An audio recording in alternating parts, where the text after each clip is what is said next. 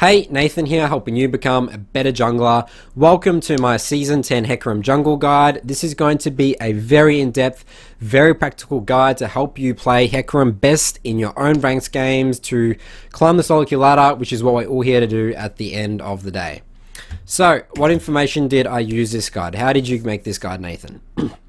So this is the account that I played on. I played 80 games here, as we can see, 65% win rate.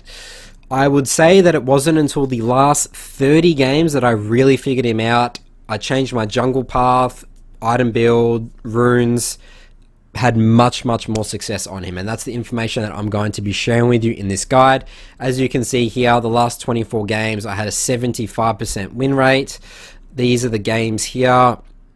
This game, most of these games were low diamond. Obviously this game here, diamond 1 we carried. I'm very confident that you can get to high elo playing Hecarim using the information in this guide. Point number 2 here, before we jump into the material in the guide, all these games were played on patch 10.10. Patch 10.11, we have a preview here from Mr. Mark from Riot, and it's great timing. We have an awesome Hecarim buff here on his Q damage. And just flat out damage, and also in terms of just clearing jungle camps, so he's going to be even better. I would say that nothing changes in this guide. He's just going to be even better than what I show you in this guide. So, table of contents here. What are we going to be talking about in this guide? We're going to start off with the drive-by mindset. This is the foundation of this guide. This is how you want to be thinking when you're playing Hecarim. It helped me a lot. This is what we're going to be really touching on in pretty much the rest of these topics here, because everything all comes back to the drive-by mindset. We'll be then going over standard stuff, runes, your early game objective. We're going to go through 7 in-game examples. This is going to be a very important section of the guide as well. Skill order, item build, champion select. When is Hecarim best to pick? When is he not best to pick? What's he good into? How to fight with Hecarim. This is tips around mechanics and just mechanically how you want to be executing him in your games. And then we'll wrap up with a full game example, how to 1v5 absolutely hard carry. This will be all the information of the guide coming together, and then we will finish up with a Q&A, questions from my community that I asked before I made this guide. Also, there will be bonus resources I do for all my videos. I will do 4 live Hecarim gameplay commentary videos. This will be none of the footage that's in this actual guide. This will be, okay, I do this guide, I publish this. The next week or so, I'll be playing Hecarim, showing you how I implement all this knowledge in games from start to finish, live. And then there is also a Discord channel over on my server that we can discuss Hecarim on. If you've watched this guide, if you haven't joined my Discord server yet, the link to join it is here, but it will also be in the description below. The drive-by mindset. So this is an analogy that I use that really helps me throughout my games play towards Hecarim's strength. And what his strength is he wants very quick ganks and fights. Ideally, I was just one-shotting someone with the success formula, then going back into either your jungle or the enemy team's jungle to be taking jungle camps, getting that experience and gold. So, what is the success formula, you ask? This is what it is here. This is how we're going to be one-shotting people. It's going to be making more sense as we look at the actual gameplay. But we have Hecarim E here, plus his Q, Rampage, Sheen Spell, Blade Proc. We have our ultimate, and then Ignite and Blue Smite. So again, we're going to be coming back to this constantly throughout this guide. This is why I have this at the beginning, because this is the foundation of Hecarim. This is the mindset you have to adopt to play a Hecarim most effectively. So we've got a nice little stock image here of someone driving a car. This is us as Hecarim. These are our happy passengers, our happy teammates, because at the end of the day, Hecarim, I view him as a solo carry 1v5 champion. You're just going around the map, driving by, gank, get a kill, back to jungle, drive by, back to jungle. And the way you snowball out of control with this is through the Legend of Alacrity stacks. We'll jump into runes next. But if you have a good early game, you get a lot of these stacks early. You just start farming the jungle so quickly, and you're just everywhere on the map. You farm your jungle, we're in doing the success formula. Farm jungle, success formula. And where this success formula is strongest is in the mid game. I actually view Hecarim as a mid game champion, but that's why I want to be going over as well in this guide about how do we get to that mid game. You can say, okay, sure, Nathan, he's a mid game champ, but my early game sucks, so he's pointless. So I'm going to be also showing you, we're going to be going really in depth about how to have a good early game as Hecarim and what that looks like. Moving on to the runes themselves now, these are very important for the drive-by mindset. I do say that these are the only Hecarim runes because you never want to change this page no matter what you're playing against. I would say this is very rare for a champion in League. Most champs you want to adapt your rune page based on what you're playing against, but this specific champion, this specific playstyle, the drive-by mindset, we can't be changing these are too important. So let's firstly explain all these runes and why they work so well on Hecarim, and also talk about what I tried and why these are just so much better. So Conqueror, Hecarim, I really view Conqueror as an insurance policy to the drive-by mindset, but it is still very effective. You essentially, obviously with that success formula, trying to one-shot someone, squishy champion, but let's say if they're a bit more of a tankier champion, or you haven't fully one-shot them, you've pretty much got your 10 Conqueror stacks by then, and you're just getting those Qs off the auto attacks, and you're just destroying through people. But it's a very good insurance policy. Presence of Mind, you might be thinking this is an interesting one. This isn't very much taken on the second part of this tree, but Hecarim has huge problems if you don't take Presence of Mind between about levels 5 to like 9, 10-ish, where you have serious mana problems, where you're literally doing your combo and then that's it. I found taking Presence of Mind, I almost never had mana problems, especially with blue buff. Like, I'm just zipping around the map, I'm just eating all the time. This is very important to take. Triumph is nice, but you have to take Presence of Mind. Very important for Hecarim to be driving around the map, zipping around with your E. Legend Alacrity, I do say never switch this out for Legend Tenacity.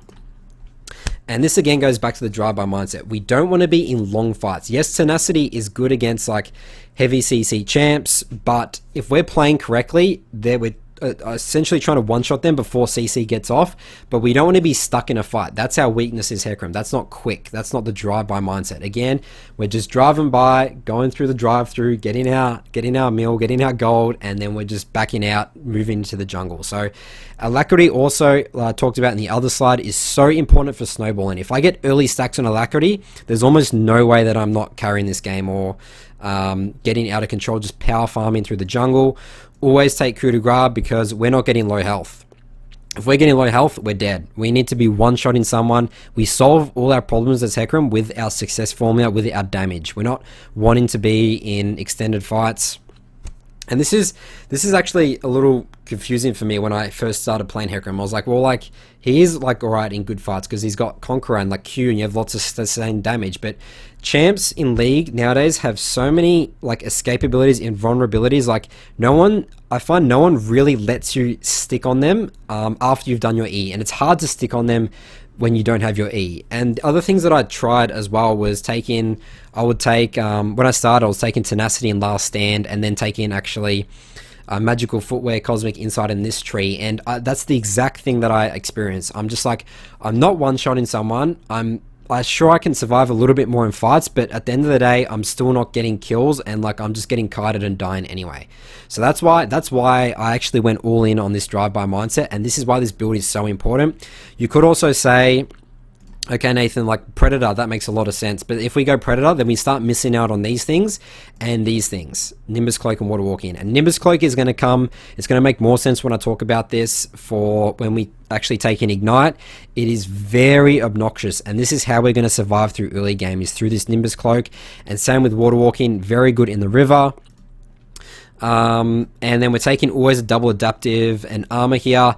Why double adaptive? Why not attack speed? It helps our jungle clear. No, remember, going back to the drive-by mindset, we want to be one-shotting someone. We have no problem getting our Conqueror stacks with our abilities plus our auto attacks. We don't need that attack speed.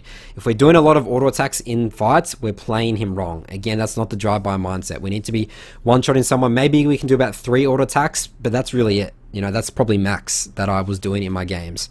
And we always take armor here. Always, always, always. I know if you're versing a heavy magic comp, AP damage comp, we ideally want to be taking this to magic resist, but he sort of, in a way, sort of struggles in his early clear, and taking this armor is going to be very important for staying healthy in the jungle. Your early game objective. So this is going to be exactly how we're going to get to that mid game power spike, that strength that Hecarim has, where the drive-by mindset is most effective. And this is really important. This is what I didn't do in the first 50 games that I spoke about, where I had like a 60% win rate. This helped me go from 60% to 75%. This is when I felt like I had way more control of the early game, and it all comes back to literally this one summoner spell and this one rune that we just spoke about in the rune section. And this went from me taking originally Ghost, where I was like, oh, like I'm trying to survive in the early game, to thriving in the early game. And I have a picture here, like you want to view yourself as a high school bully. You're looking for a fight with anyone. I don't care who it is. I'm just looking to get in someone's face. As soon as I do this path that we're going to do every single game, red, Krugs, Raptors, and then we're going to look for a fight or through a gank or invade into the enemy jungle. We're going to show you some examples in just a second, but just a couple more tips around this. Really important to start with Red Sweeper Trinket. Every game, Hunter's Talisman is going to be really important for clearing the camps like Raptors, Krugs. Red Sweeper, we don't need to worry about a ward early. You're actually very strong. If you get invaded, you can do some serious damage again with Ignite, but I really wasn't getting invaded at all. I just need the Red Sweeper Trinket to sweep a ward if I'm like defending my buff and I see someone place a ward. Want to go clear it. It's going to give me that extra gank option. The also trick you can do that with that as well is that if you see someone ward early before 1 minute 30, you can give it to your laner, the experience and gold, and they're going to be able to get level 2 quicker as well. So that's probably more popular in high elo, but again, we don't need, it's much better to have that Red Sweeper Trinket for that one time they might place a ward to make sure we're sweeping it. Otherwise, we're going to lose an option for a gank. Again, it's going to make us being a high school bully a lot harder.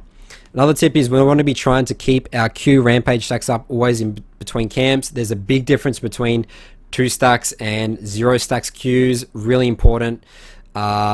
Also paying close attention to laners if they've gone to ward as you clear your camp. So as you do these 3 camps, you need to have map awareness like a hawk. You need to be looking at your minimap. You need to be looking at lanes.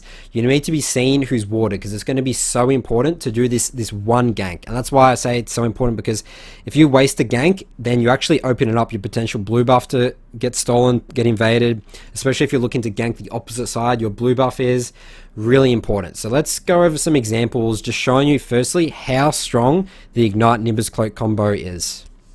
Okay, so first example here, I've just done my red Krugs Raptors. Now I'm looking for a fight. I'm a high school bully. I'm looking for an invade on this Kindred. See Kindred, go straight on him, get an auto attack, get my Qs going, get an Ignite, get the Nimbus Cloak speed buff, and that allows me to keep getting on him. He can't kite me with Nimbus Cloak. That's why it's so good with Ignite. I do eventually die there, but again, I'm just showing you the strength of it. I mean, I'm literally 1v1ing a Kindred with red buff. And I actually think that would have gone better if I actually charged my E up to 100 stacks. It does more damage. So as you can see, I only hit him at 30. So I could have probably spent like an extra like 1 second or so, like walking back and then coming back, and it probably would have been a bit cleaner. Might have even survived, but you get the point. So next example here, utilizing my Red Sweeper Trinkets. This is, I'm actually going for an invade. I'm not going to talk about invading in this guide, but again, I'm just going to show you how effective this is. And the reason I invade here is because I am against a Shyvana. I don't want to get a free level 4 off. Utilizing my Wukong here, and this is literally a 2 versus 3. So I smite that here, get in my stacks, ignite the Shyvana, got my Conqueror stacks, and this is where Conqueror is just super OP. Kill them there, and I take his Raptors. Moving into the river here, trying to get Raptors. I see a level 5 Nunu here, get my Ignite going, auto attack, get my blue smite, the move speed, like he just can't get away. And it's just, again, the damage is ridiculous. It stops their healing as well. A champion like Nunu's consume won't do anything to me. Going, looking top here again, done my 3 camps, bot side, and Graves has done the good old red to my blue path. See him, he flushes towards my Silas, I get the Ignite going. We absolutely just hard win this. Wait for Pantheon's shield to go away, and that's 2 kills early. I have already 6% of my alacrity here, like presence of mind, mana going, like this is just absolutely snowball out of control. Again, showing you just how you suddenly go from Hecarim, okay, as early game versus early game junglers, a little bit difficult to like, okay, I'm literally thriving in the early game, and again, that just allows you to secure, get into that mid game. It completely changed my game when I removed Ghost and started going Ignite, plus this Nimbus Cloak combo. So, really effective. Try it in your games, let me know in the comments below, but let's keep moving through the guide now. Okay, so we just took a look at some examples of just that strength of that Nimbus Cloak plus Ignite combo.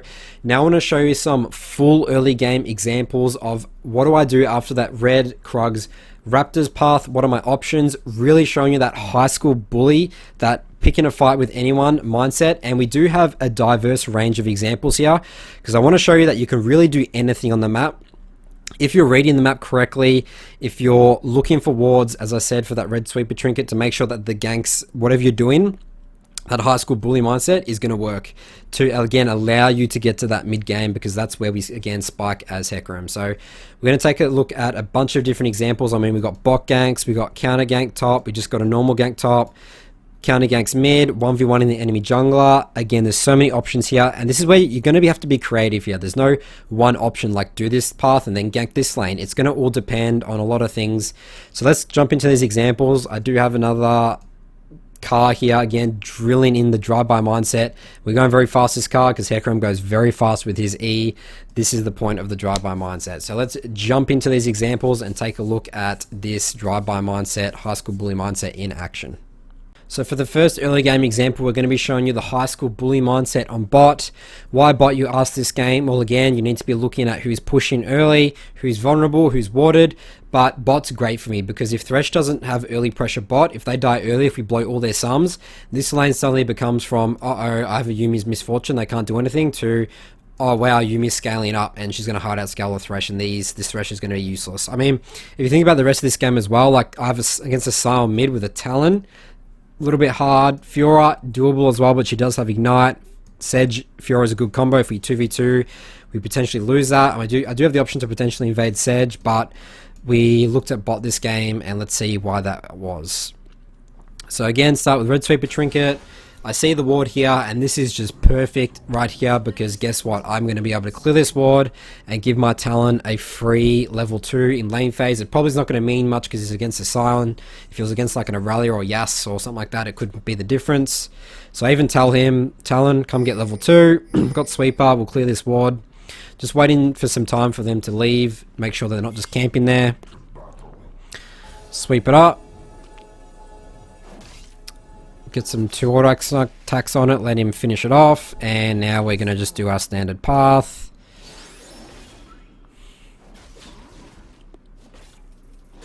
Alright, so remember, keep up 2 rampage stacks, and the way we do that is by, when we're leaving the camp, walk towards the camp and finish off with a Q, and that's going to allow us to always get rampage stacks up. Always smite the big Krug here, that's a rule. And unfortunately you can't keep rampage stacks up between Krugs and Raptors if you don't have E. So we will lose it here, but for the red Krugs, make sure you keep that 2 camps up, and when you are clearing your jungle later in the game, when you have your E, especially from like Raptors to Wolves, it's very good to just E and keep those rampage stacks up. Alright, so notice how I'm looking at lanes here. I see right now, bot lane's probably moved. They've warded this. And this is, again, paying attention. Let's look at this. I pop a health potion, getting ready. I know that they're pushed up. This is a great gank for me. So just waiting for them to commit a little. Thresh commits. Trying to do good old flay. I go on the Kai'Sa, and again, showing you again just that effectiveness of that Nimbus Cloak Ignite combo. It just allows me to close that distance, get those Conqueror stacks. Like I'm pretty far away, get the Nimbus Cloak. The slow from Yuumi did help there, but this is great. First blood, 2 kills bot, awesome. Alright, so that sounds all good. Let's take a look at the rest of the early game before we get to those mid games, like how we're going to start snowballing. So now I'm just pinging mid. But remember, right now we have to assume that potentially Sejuani's in my top side camps. But this stage, the fact that bot went so well, don't really care too much. But I am looking to defend it because Max, like, alright, let's say Sejuani saw me bot. She's probably, even if she, let's say if she happened to do 3 count top side or something like that, or she did blue, I don't know, Gromp Wolves into my red. Like, Sejuani's not very good at taking these 2 camps with Talisman. So I know she's probably going to be pretty low if she tries that. So I want to go defend it. But I'm coming in to help out my Sion. He does die. Okay, and this is interesting. So I actually don't decide. So I just try and finish off this Scion, but I'm assuming that Sedge is topside right now, and I don't actually want to walk in topside at all because Scion has TP, my Talon has, he has Ignite, he doesn't have TP, so I actually can't go defend my topside camps at this stage because I don't have top priority and Scion has TP, and my Talon is the base. So I'm like, okay, this is unfortunate, but I will just die if I walk into my topside right now. So I'm thinking, okay, sure Sedge, have my topside camps, I'll just go take Gromp. I tried to look at mid, but again, he's probably just baited in. Sedge is there. So get my 100 stacks up on my E, making sure I'm getting that max damage. And yeah, Fiora definitely went... She hasn't showed up top for a while. They were waiting for me, 100%, and look at that. So, very easy to read plays if you're reading the map. We don't want to be dying. We got those 2 early kills, mid kill. We don't need to take any risks. Alright, so I do go topside now because I'm like, they're likely left. I actually came here to just... I thought my walls would still be up, but she actually took my entire topside. So, I just come here, check sweeper. Nothing's up, just base. I see Sedge, ping for my team. But she hasn't ganked anything. I've got my bot lane ahead, and I've burnt a bunch of summoners, which means this is great. I'm basing, going back bot side, and they have no summoner spells. So, reset, 2 control wards, get my blue smite. I will talk about item builds later, but item build, I will talk about why red smite you don't want to go on Heck, but blue smite every game, it helps for that one-shot drive-by mindset, for that extra insta-burst damage. Okay, so unfortunately Sedge does gank mid there, sounds pretty low, just coming to do my Krugs now. Looking at bot while that's happening, but my bot lane's like actually winning right now, because again of those early ganks, so that early gank really helped my bot. Yuumi will scale up nicely. Just doing my Raptors. My bot is pinging Dragon. I'm like, okay, let's do Dragon. We have mid priority, we have bot priority. This is a great opportunity. If not, I would have just gone done my Gromp and my Wolves would have come back up. But this is great for me. Priority in mid and bot, capitalizing on it. And I do see Sedge move to a topside jungle as well. So we get that. I actually sort of just solo it, to be honest. So you can solo drags with Heck, but you don't do it that healthily, and you do use a lot of mana. Yuumi jumps on me. Thresh has no flash. Get the kill. Don't need to use Ignite there. That's another free easy kill. And again, that's the perfect example of just a drive-by with E. Like, I'm just doing my Dragon, just doing my camps. And do Dragon. Oh, here's a kill. Let's do a quick drive-by. Back into my jungle. Nice and clean. So I actually just have to reset off this, because there's not really much for me to do bot right here. It would be inefficient for me to walk all the way from bot to top. So I want to go clear my topside camps, but I don't want to be inefficient. So I actually see this Sedge up here. She might have taken my Grump. She's level 6. She's actually pretty far ahead. But I was going to go topside anyway, so if she's here, I'll potentially take some free kills. Unfortunately, I'm not level 6 though. But if they're using all their abilities on Maikai, this will be really good. So they actually don't even kill him there. I look for an E, quick drive-by. I sort of messed that up, I think. Who did I go on? I have Ignite and Blue Smite. I think I should have just killed the Fiora. And then just, yeah. I mean, I guess he did flash. Yeah.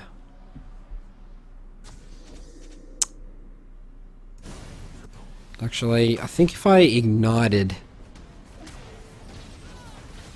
Yeah, if I just ignited the wrong person. Yeah, sorry, one-shot Fiora, I ignite Sedge and she will get 2 kills. So I actually messed that up mechanically there. Not good. Anyways, we're still having a good early game.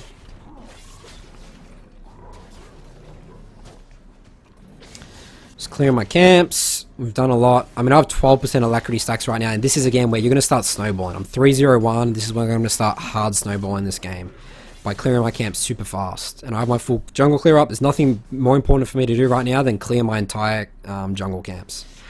So clear Raptors. I actually see the bot crab up right now. I do want to take that just for some bot pressure. Just looking mid, make sure that I'm not going to get collapsed on by Scion. Get my E charged up, max stacks 100.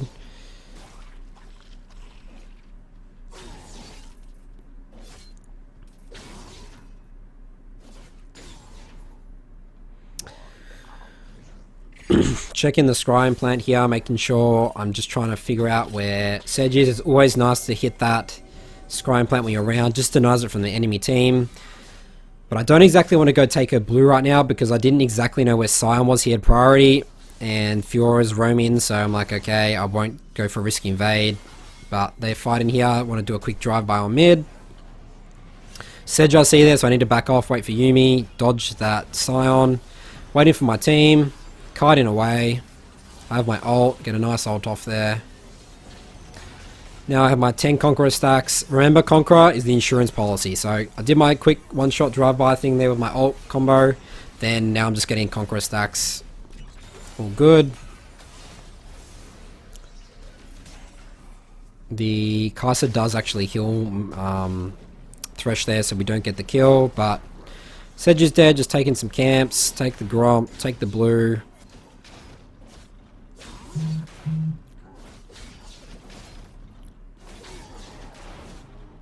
I see Sedge mid, Fiora's mid as well.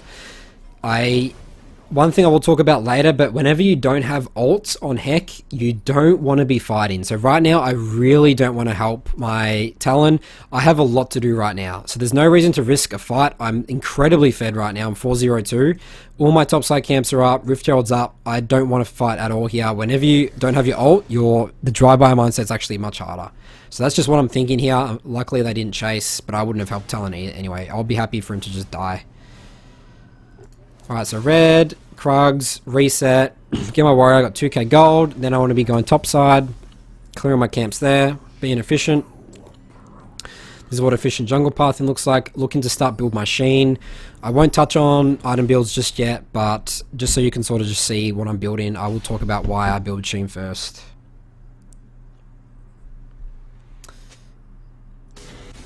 Alright, so blue, Gromp. Remember, keeping my 2 rampage stacks up through all my camps, clear super fast, looking mid. Talon slowly kills the Fiora. I'm pinging Dragon, looking to get second Dragon. Get Raptors on the way here, this is nice and efficient. Bot Crab's up. Sedge is mid. Bot Crab's gone. She actually got that. That was up for a while, so I potentially should have known that, but they can't really do anything about this dragon. I have Smite, pop some health potions, make sure I'm healthy as I'm doing this dragon. We take dragon.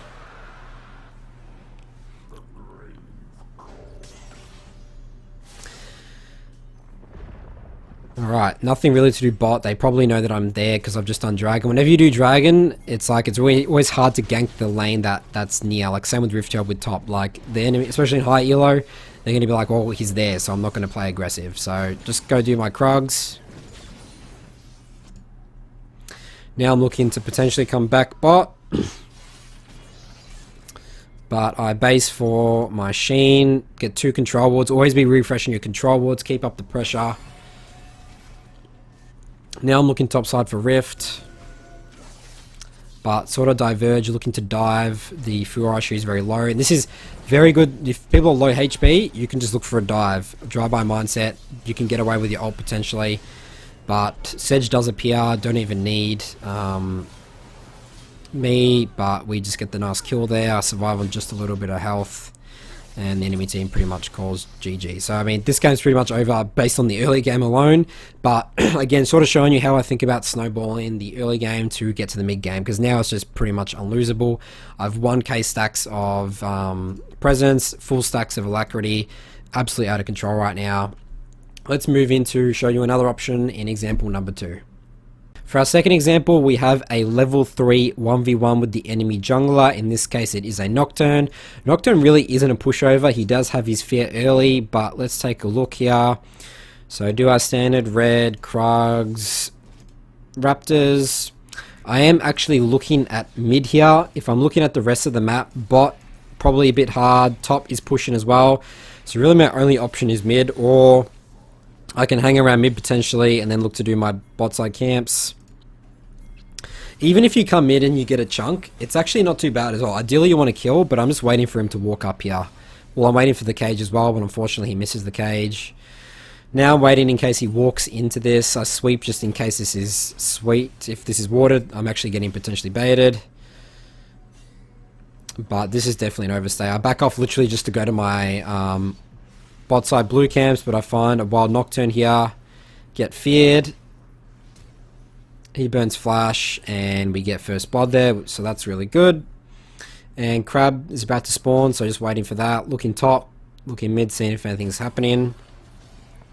So I mean, I guess I was pretty lucky that Nocturne rocked up at that time. You know, I potentially just would have done a pretty boring clear of bot side camps, bot crab, but you know, that happens sometimes, but very rare. Again, I feel like there's always something to do. I mean, if Vega didn't miss that cage, I definitely would have gone on that.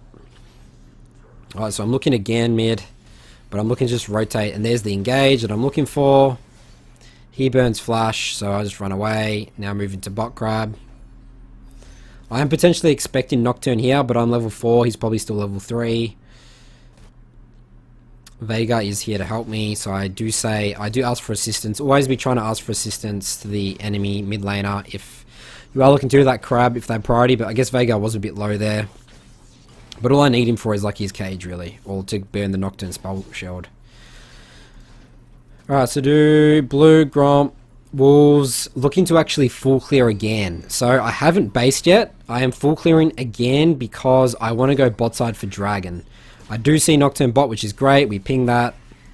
Like, let's say if I did blue, Gromp, Wolves, and then base, it would have been awkward because I want to go top side. Then I'm forced to go top side. I don't want to go top side. Gromp, Raptors, and then I'm like walking here, but my camps aren't respawned yet. It's just awkward. So it's much more efficient for me to have done that path up top and then look to go bot for drag. So do my Krugs, reset. I get a really good buy, get my blue smite, Warhammer. Going straight into bot river here because there's nothing for me to do in terms of camps. I see a control ward, get some control wards down in river, just preparing the dragon. I know mid doesn't have flash, but he knows that I'm here, so I'm just waiting patiently in case he face checks. He does look to face check. I do have ult. I burn my ignite on him. Force his ult with my ult. I'm 2 levels ahead of Nocturne, so I can easily fight that. Just blocking off the Echo's path, and this is a free dragon here. So Ignite's pretty good against Echo here as well because... Oh, he actually flash exhausts me there, so he gets away. He would have died if he didn't exhaust me. Or flash. Yeah, Echo, the healing reduction affects his ult a lot, so it's actually very... I love killing Echoes with Hecarim. Alright, so that's good. We get some kills there. Looking to potentially do Dragon now. I remember Echo still doesn't have his ult.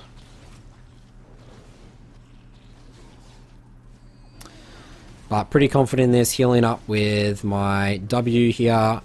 Still have smite. Get the dragon. Reset. So also note here, I decided to reset and not do my Gromp and Wolves. This is very important in terms of tempo because right now Nocturne could know that I've conceded my bot side.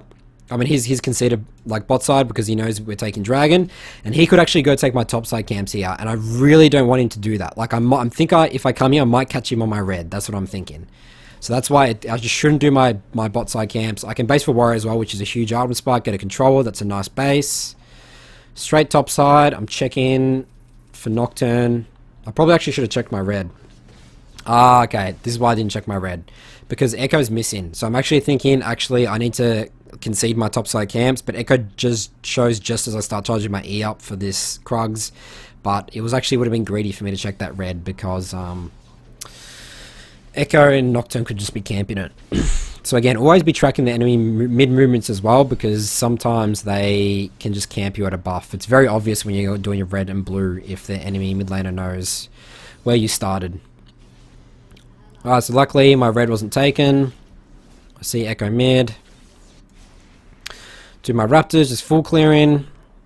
Extending my lead. I mean, I have 62 CS at 8 minutes right now. This is very good, very strong. Allowing me again to get to that mid-game power spike. That's super important. I have 13% alacrity here as well, so I'm going to be powering through this jungle, just mopping it up. And you stay so healthy in the jungle.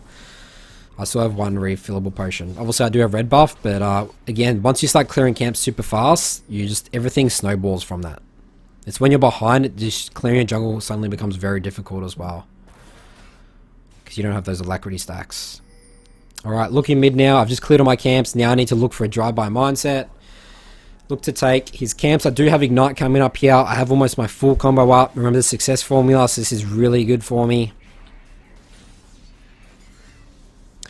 Get level 8 off that. I'm 2 levels ahead of Nocturne now. I'm just trying to find Nocturne. I'm actually doing a whole loop around right now because I know that Kate Bard are eventually going to push anyway because they've been pushing this whole time. So I don't want to... This bush is almost always watered, so I don't want to walk into there. So I'm just doing Krugs, waiting for them to push, but I see Nocturne here. He actually unfortunately gets that big Krug with his Q. So I sort of just decide, okay, this is 3v3, just back off. But remember, Nocturne doesn't have ult because he ulted mid before, so I'm much stronger than him. But again, they know that I'm here. There's no surprise anymore. Just get back into my car, do a little bit of drive-by on that blue. I see Nocturne still hanging around, so I'm like, okay, Nocturne, if you're going to try and gank bot, I'll counter gank you. Get another Q on that. Got my 2 rampage stacks. I actually see Echo dive in mid. He actually unfortunately kills my Veigar, so I'm looking to try and pick off this Echo.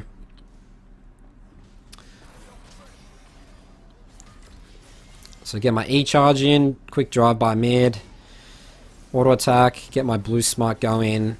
Probably didn't need to ignite there, but I think I thought he had ult. He obviously didn't have ult, so that was my mistake. Alright, that's going to be it for this one. Let's take a look at our next example, which is a level 3 counter gank mid. Okay, so another game on red side here. Red, Krugs, Raptors. So also note, like, I'm looking at lanes all the time as you're doing this clear. It's super important. So I'm looking bot, I'm seeing what's going on. I just noticed they watered that. You see the danger pings. So instantly know that bots are watered there. I'm looking mid right now. It's looking like it's getting pushed up. I'm going to probably look top in a moment. But it's so important to get this first gank off. If you waste the time doing that, again, you're letting your blue side get stolen. Especially if you gank top or like the other side's your blue buff. Not good. So they actually tell me that they started my blue. There's not much I can do about that, honestly. Going into the enemy topside jungle, like, I don't do blue and Gromp that well. So I'm still doing my level 3 path here, and I'll see what's up. So mid's pushed in, top's pushed in. Only option right now is actually bot. And I am actually versus a Udyr jungle here. So Udyr actually very, very strong early. So we do see him here. He does have blue buff. I'm assuming he's just on my 3 camp bot side. But coming for a counter gank here. Rengar TPs as well. So actually TPs in there. I do actually ignite him because I am scared of him one-shotting my Galio. Does a lot of damage. And there we go. We get 2 nice kills there. Alright, so now take his Raptors. I do have the option to take his red, but obviously with that new change, was it last patch or the patch before, you have home guards out of base, so he will get to this red very quickly. I won't be able to get it in time. So, just deciding to hit the scrying plant here. It is obvious where I am, but they can't do anything about it. Take this crab.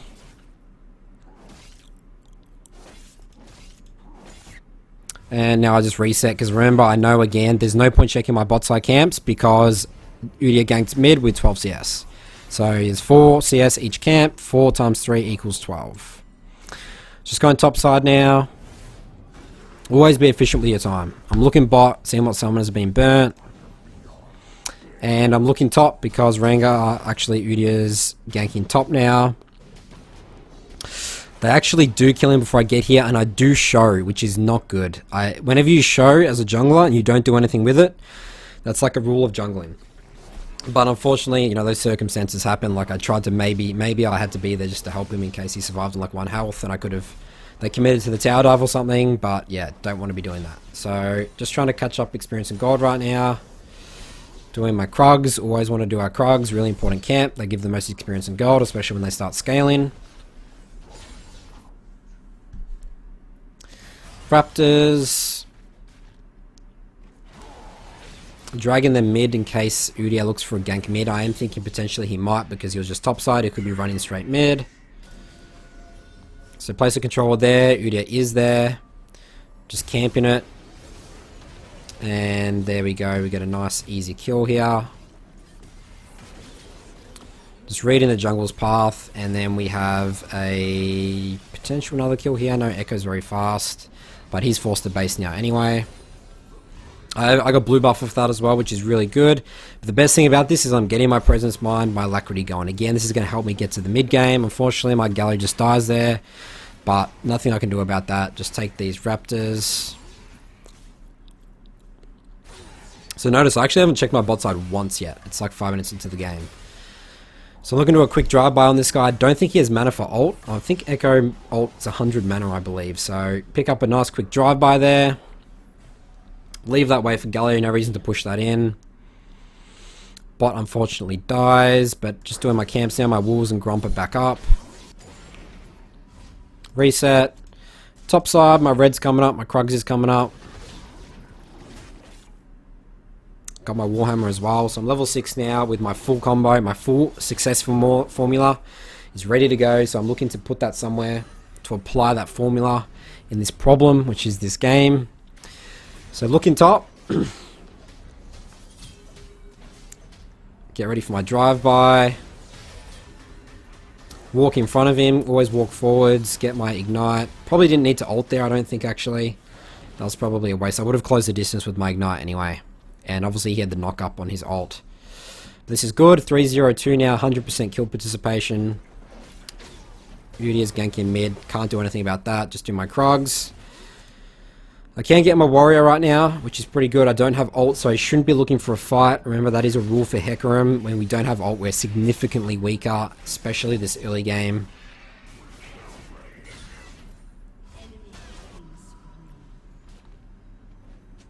Bot dies again. So definitely going to have to put on the carry pants this game, but we actually only are going to go over the early game. We'll look at a full game example later on in this guide. So going bot now to clear my camps, do my wolves, do my blue, do my Gromp. Now looking bot, waiting for my ult to come back up. Don't fight without your ult, really important. Galio's pinging, he's looking to roam down as well. Ult's up in like 2 seconds, but there's nothing I can do about this. Yuumi gets hooked there. So they're on the tower right now, just looking to help. Get a control wall down there, get some vision in that brush. I do E the Thresh there? What do I do? So this is not good because I'm not charging on my E. So like I do, like the damage is so low on E if you don't get the full charge up. So we now looking for Echo. I get hooked. Yuumi jumps on me. I just do a quick drive-by on Thresh. Luckily Yuumi finishes him off. Clean up this wave. Echo's just literally 1v2ing right now. So I'm actually walking through tower. I'm taking a bit of damage here. I take 3 tower shots for that. Almost die, but luckily Echo has no mana. So we just nicely finish him off there. So that's all I want to go over for this early game. Let's take a look at the next example, which is going to be something a bit different. We're going to do a top counter gank. Okay, so back to blue side for this example. We red, Krugs, Raptors. So Lissandra is very difficult. I'll talk about in the champ select section of this guide, but Lissandra is very difficult for me to gank. Very annoying. She has her E and her ult. Very hard to one-shot with the drive-by mindset. So I'm just looking top here. I'm looking to get involved in the enemy jungler. Enemy's top side jungle. I know his Raptors are up, so I know he's potentially around top side. So I do see him here. It looks like he's done blue, Gromp, wolves, red, potentially into a top gank. So I'm just looking to counter gank this. We get his flash. And TP is coming back. So let's take a look at how we play this fight. I pop a refillable potion. I'm just looking to, and this is again Nimbus Cloak. No flash. That's a dead Olaf. That Nimbus Cloak just closes that distance to get those Conqueror stacks off really well. So now I'm in a Lissandra now TPs to this fight. I mess up that E. How you want to play against Fiora is you just wait for her E. You walk to her, she's going to think you're going to E on her, but you just keep clicking around her and just wait. Sometimes your E might expire, but we definitely don't want to be wasting your E on that riposte. But it does work out, get the kill there. So we got 2 kills picked up top. Reset. Remember, all my top side camps are up. Top crab's up as well. So I'm waiting in base for a longsword. I hate buying boots early. The first tier 1 boots sort of suck. Always like to be getting like 80 items. It helps you clear your jungle much quicker. Helps me get the crab quicker. Move speed, yes, works obviously with Hex passive, but the level 1 boots really doesn't do much. It's nice, but longsword's better. So pinging bot, we see Olaf bot. Just going top here. I don't decide to go to crab because I have plenty of time to do my camps right now. It's more efficient for me to do wolves instead of doing like crab, like clear down. Oh, I guess that could work as well, but just doing wolves because I'm just right there anyway. Okay, no, I'm actually looking to invade because Olaf's bot is actually much better. Why didn't I think of this, Nathan? Why did I think you did? Not the invade. You have to invade raptors here. You know Olaf hasn't done these yet. Alright, so we clear the raptors. We see Olaf still bot. Dragon's not up, so not too afraid of that. So do the... Wait, don't do crab? Oh, I'm looking for the crab. I couldn't find it.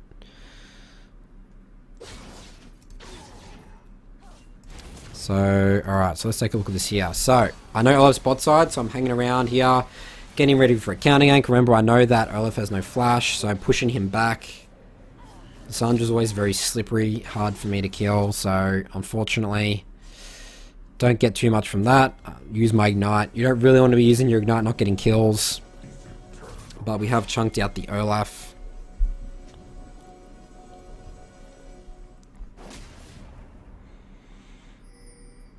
Okay, I think I was going for dragon there. I actually just messed that up.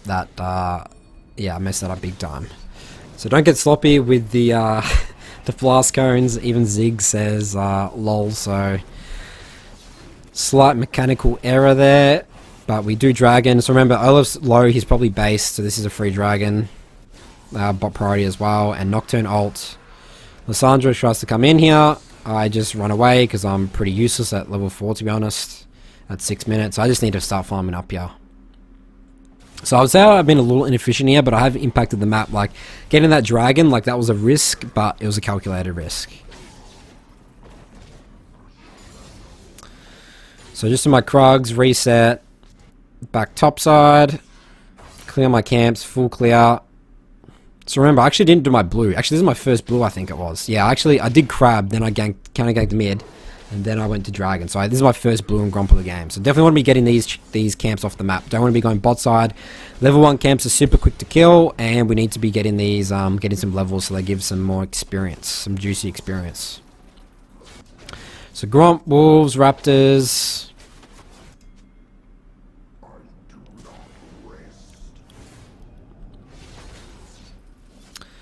Don't decide to do my red, just want to get this crab on the map, get some pressure going.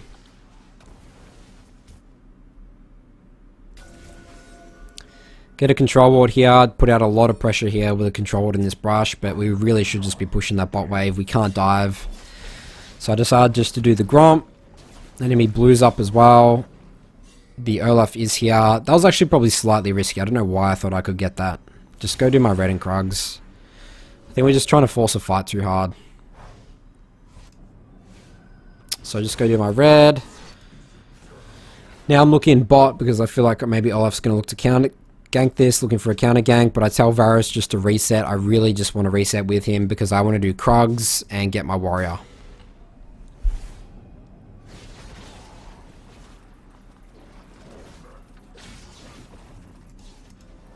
So reset after Krugs. I accidentally used my ult here, so we got a lot of mechanical misplays this game. But the purpose here is sort of just to show you the early games here. That high school bully mindset, looking for those early plays. So looking up top now, looking to place a control ward, I think, or am I looking to just do Rift? Yeah, so I see Olaf bot side, so I just do Rift. So we've gotten one dragon, we've got one Rift held. This is going to be good for us. Take the Rift, Gromp, reset. Because what I want to do is I want to break bot tower with Rift Herald. Varus Ziggs is a very obnoxious poke lane. If we can unlock this tower, get them start sieging around the map, it's going to be really good for us. And obviously Dragon's up as well, so I want to be bot side for that. So that's why I didn't decide to do my wolves. If I did my wolves, I lose too much tempo. So I don't want to be doing wolves. Gromp was enough.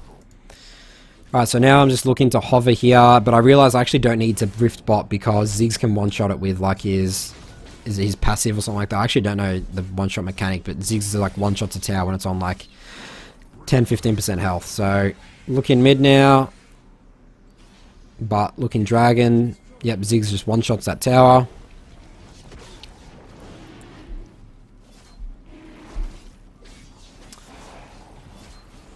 Alright, so it looks like they're potentially contesting dragon. I got my refillable potions pop in.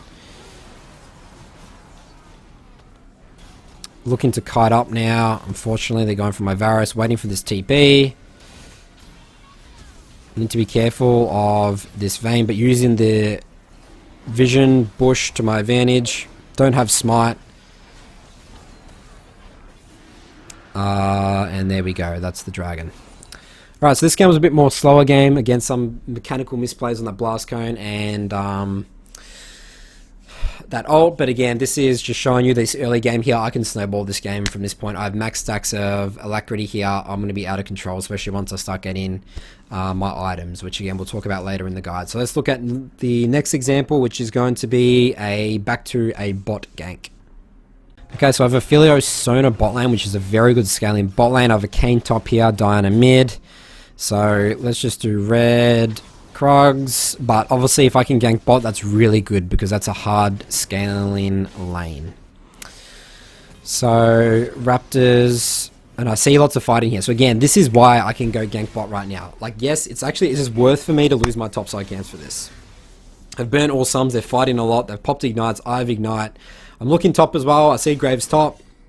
And now I'm laughing. Actually, I think I know that he's done potentially my red-blue at this stage, I think. Always, yeah, don't think. Anyway, he's going to my top side, but that doesn't matter. This bot gank, let's go. Let's take a look. Remember, I know that there is no flash on Karma, so I go for Karma.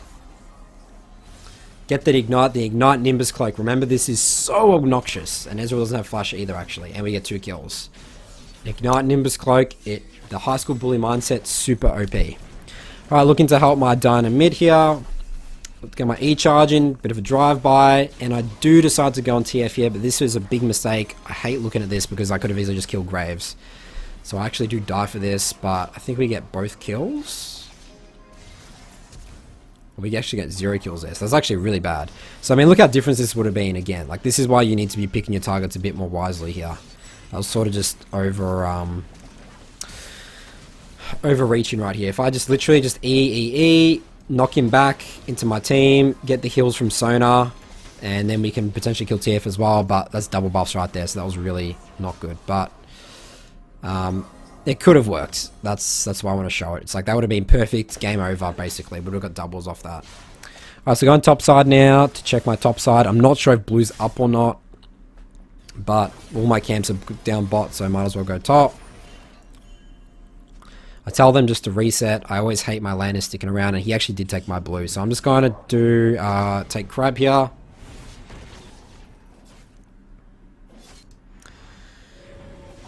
And I'm assuming that he's taken bot Crab, so I'm checking his topside camps. I love counter jungling Raptors as Hecarim. It's really good. You do them super fast. So I'm just looking at mid as well in case I can do a quick drive-by. And I see Graves here. So do a quick drive-by here. I know, remember, TF has no flash. Get Nimbus Cloak, Blue Smite proc. So we're rocking and rolling. We're getting our snowball in the early game going. We've got 3 stacks of the alacrity.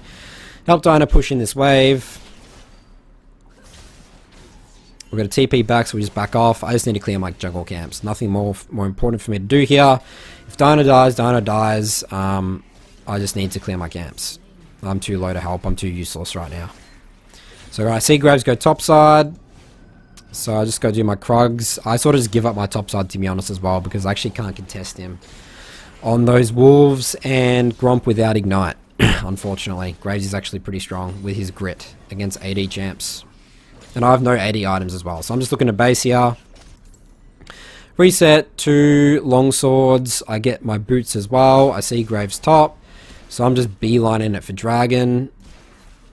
But then he bases. Okay, so he bases here, so I know he's thinking I'm going to take dragon now. So I'm just doing the opposite. I'm like, okay, well, I'm just going to go to check my topside camps now. Or look to gank Maokai, because remember, I know he's alone right now. Graves is based to go bot side. So I even tell my team, Graves bot side. Checking his Raptors again. But I just realized I think I left them up, so I don't know why I tried to check him again. I think I took them all.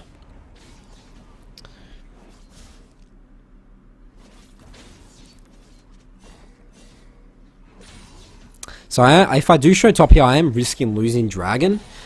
But I mean, I guess there's nothing really more for me to do. I mean, my priority right now is to get to level 6, and like I just need some camps. So none of my bot camps are up. If I just couldn't do Dragon, so I need to sort of go top side here. As much as it's sort of not ideal. So I actually missed my E on Maokai, unfortunately, but we get the kill anyway. Sometimes you do mess up your E, but you really need to be trying to hit that on targets, especially when tower, like they're hugging the tower like that. Clicking them is actually a bit difficult.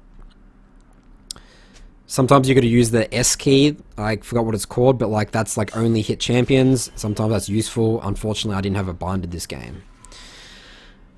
Alright, so I'm looking to help bot right here. I'm just beelining it. TF's ulti, and I get some rampage stacks up from my Q there, but it's probably not going to make a difference. They're going to go away. So heading straight bot. Get my E going. Get my ult. One shot drive by the airs.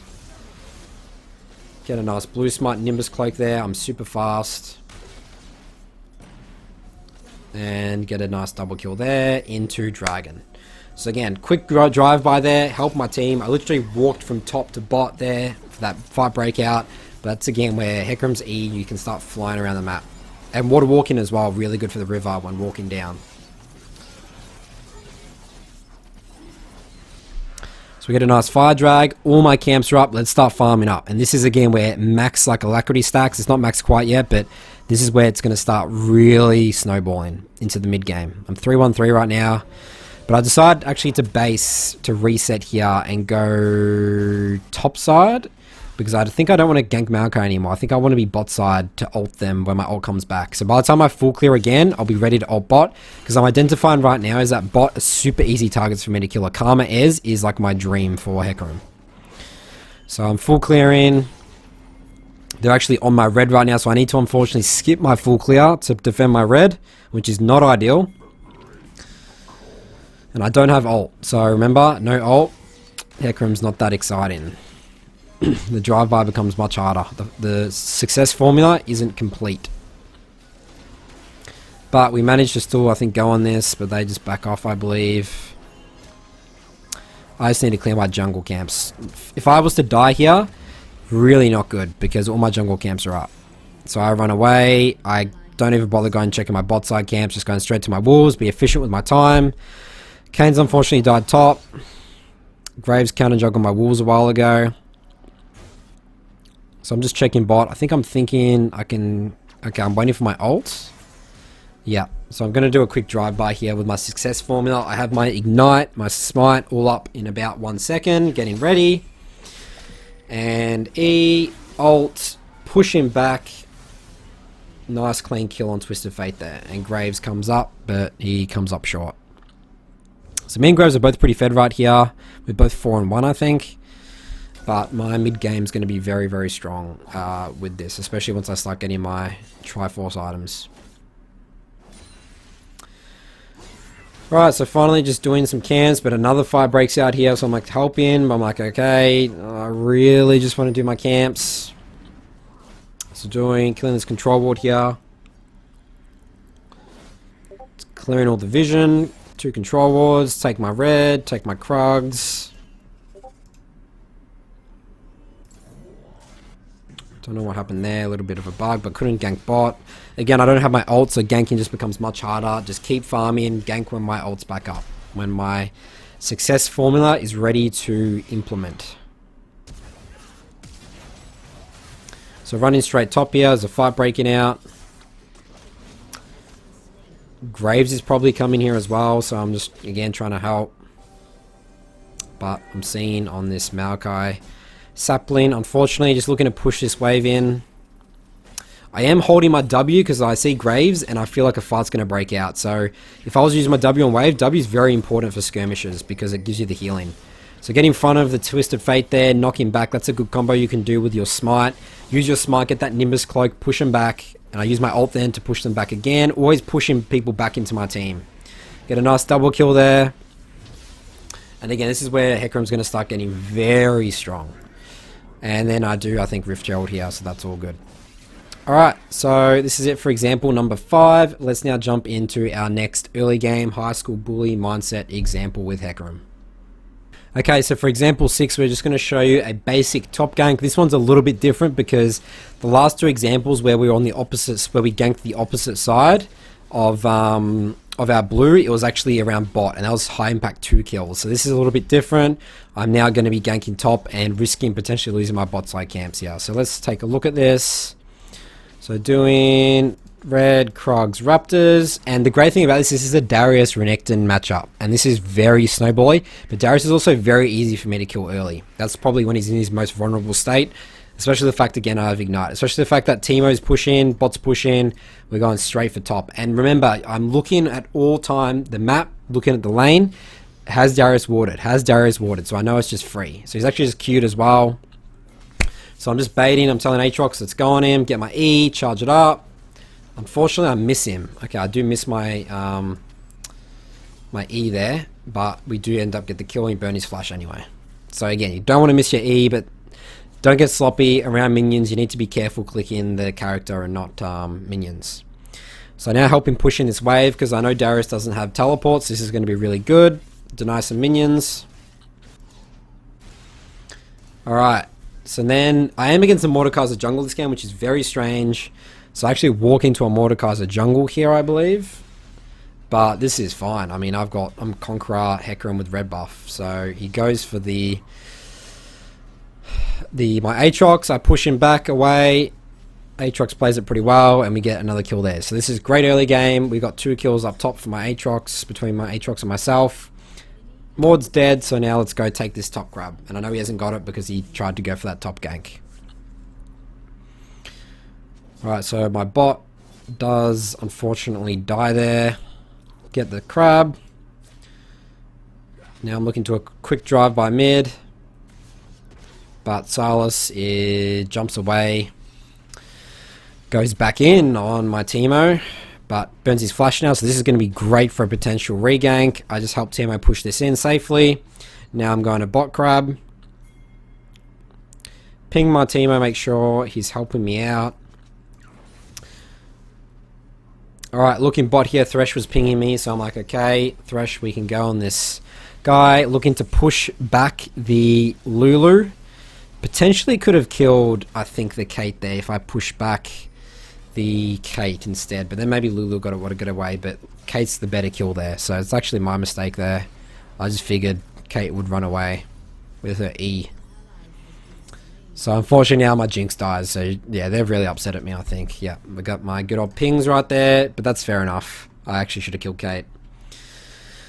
Alright, so now on top side here, I don't even worry about my bot camps because I want to defend these if Mordekaiser's here, but also I want to look to path from top to bot in case my, for Dragon. That's sort of the next objective here. Even though top's sort of my win condition in a way, but he actually did take my Krugs there, so I'm here in case Mordekaiser was going to continue taking my camps, but Aatrox steals, gets that kill without me.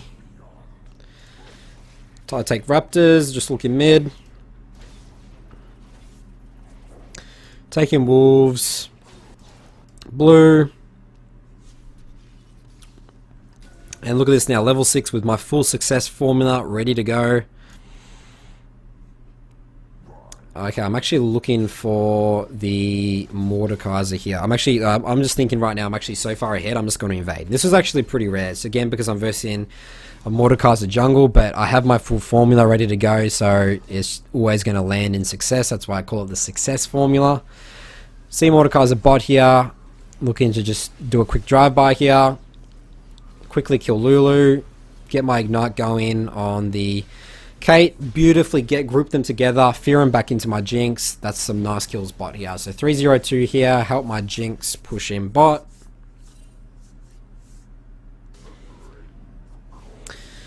Now looking to take this crab. We can take dragon as well off that. Mordecai's is level 5. He's here. He's not level 6, so he's very weak. I take dragon. Reset. No, I don't reset. Why don't I reset? I got warrior. Thresh roams here. I shouldn't have fallen for this, I think. Clearing my top camps and doing rift is way more important. See, this is not going to win me this game. This is just dumb kills. Okay, but we do just get that kill. I was afraid if top roamed back up, bot roamed to help, and then we just did some 3v3, which can happen sometimes. Alright, so looking to go topside now. All 3 camps are up, and this is again, I have 16% alacrity stacks here. I'm just going to power through this jungle, and this is again when you're starting to snowball into that mid game. This is what we want as Hecarim. I have a lot of winning lanes right now, so this game's pretty easy. But at the end of the day, we really did influence. I mean, I guess bot we messed up, but we did influence 3 lanes in a way. Burning that Silas flash mid and killing Lulu bot. That gank and that gank just before. So doing my Krugs, Raptors. Now looking for Silas mid. I do have my ult. He does ward this, so this is not a very scary gank for him anymore. Just looking to set up Riftherald, maybe invade his blue. Remember, I know I'm much stronger than Mordekaiser, even though I don't have Ignite. So I get this on spawn. Get a control ward here in case I'm walking over wards. This is safe because I have priority in both mid and top.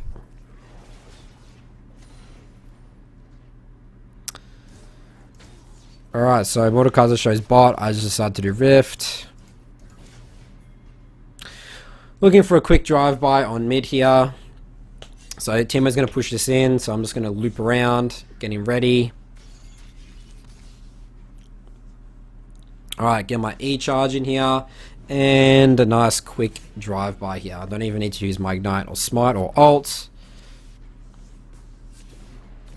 And we look to Rift mid here. Obviously Silas has just died. We can get a lot of plates here, potentially the tower if no one defends. So we get a lot of plates on this. We almost break it.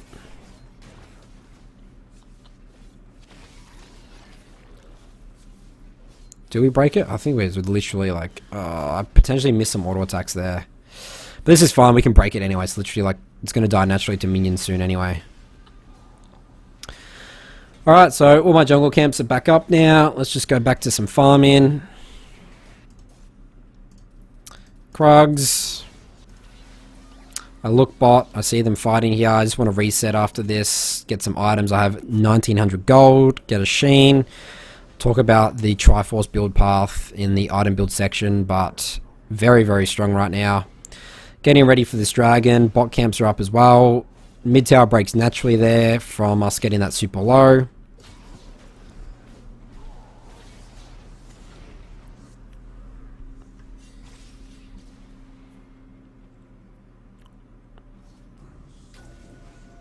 Get a control ward here, make sure I'm denying some vision, preparing this dragon. Alright, so looking just to one-shot the Silas. Here's the biggest threat there. I ignite him, make sure the heals aren't going off. And that's the thing as well, always be trying to one-shot the most vulnerable, the most high-impact target. So, looking to come back here. I don't have E yet, so I'm waiting for my E. I go on Lulu here, but I think I do die, unfortunately. But we clean this up, I think. But yeah, we're still very, very strong. Our team's very far ahead, and we're going to be smoothly riding into our mid-game power spike very, very easily. 80 CS, 13 minutes, 615. Alright, let's wrap up with our final example for the early game examples of this high school bully mindset. And for the last example here, we have a mid counter gank. So this game, I actually don't get a leash on my red, which is a bit annoying, but it actually doesn't matter too much. Unfortunately, Raz was AFK. So red, Krugs, Raptors. I'm actually looking at mid right now and I actually think this is not really that gankable. So I see a ward there. Come clear this. I'm like, okay, Pyke knows I'm here. Not scary anymore. So just going now to clear my bot side camps. Actually, no, I was looking top here. But this is not gankable. Yeah, I think I just back off here. Yeah. So just looking to potentially clear my bot side camps now. Nothing really for me to do. Looking at other options I have. Remember, you have to be creative with this high school bully mindset. So just do my wolves.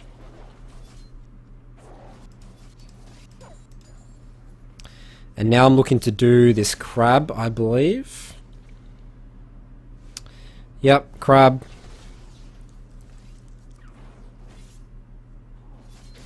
But I'm on the prey. I'm looking. I'm danger pinging right now that the enemy jungler is topside. And I see him now gank mid. Perfect opportunity for me to counter gank here. They heavy commit to this guy. I knock the Nunu into the tower, but he flushes.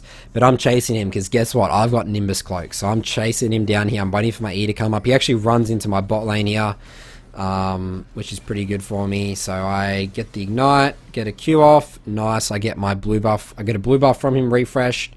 Awesome early game again here. Just capitalizing on counter ganks.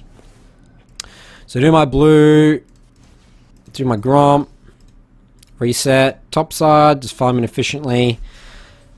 Remember, we've had already a very good early game here, so all we need to do is just be trying to get to the mid game here. It's not like our team. The worst case scenario is when like you do nothing as Hecarim, and that's what I used to do. And that's why my game changed so much when I did this 3 camp high school bully mindset, because usually what I did was I was doing full clear, starting blue, Gromp, Wolves, Raptors, red, Krugs, and like my team would die and I wouldn't be there for that counter gank. You know, like that's the difference with all this, is that you're there ready to go, ready to fight, because you just clean up these counter ganks super easily, super quickly with your E ignite. And yeah, again, ignite and Nimbus Cloak is the key factor here. So I look at mid. There is a gank there, but we are just backing off here. So I'm just trying to help my Swain. She actually just has ulted, so not too strong after that. I don't have ignite either, so I know that the enemy jungle is low right here. Bot priority. Let's just go take this dragon.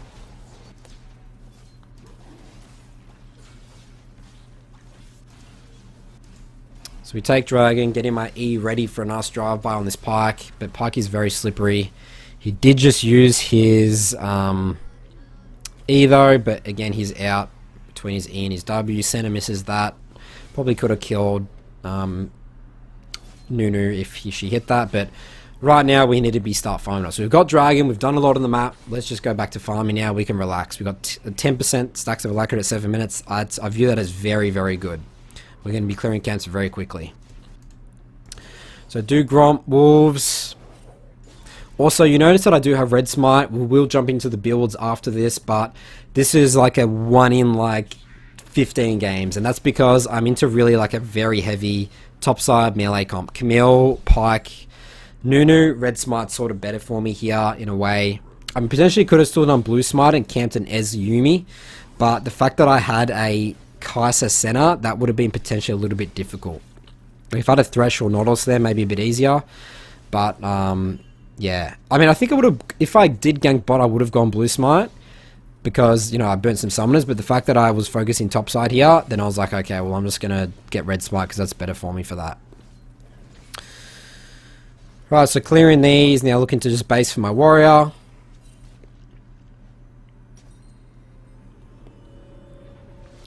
Always a good item spot. Get my boots as well. Get a control ward. Come in straight mid. Looking at top. He's not having a good time versus Camille, but that's whatever.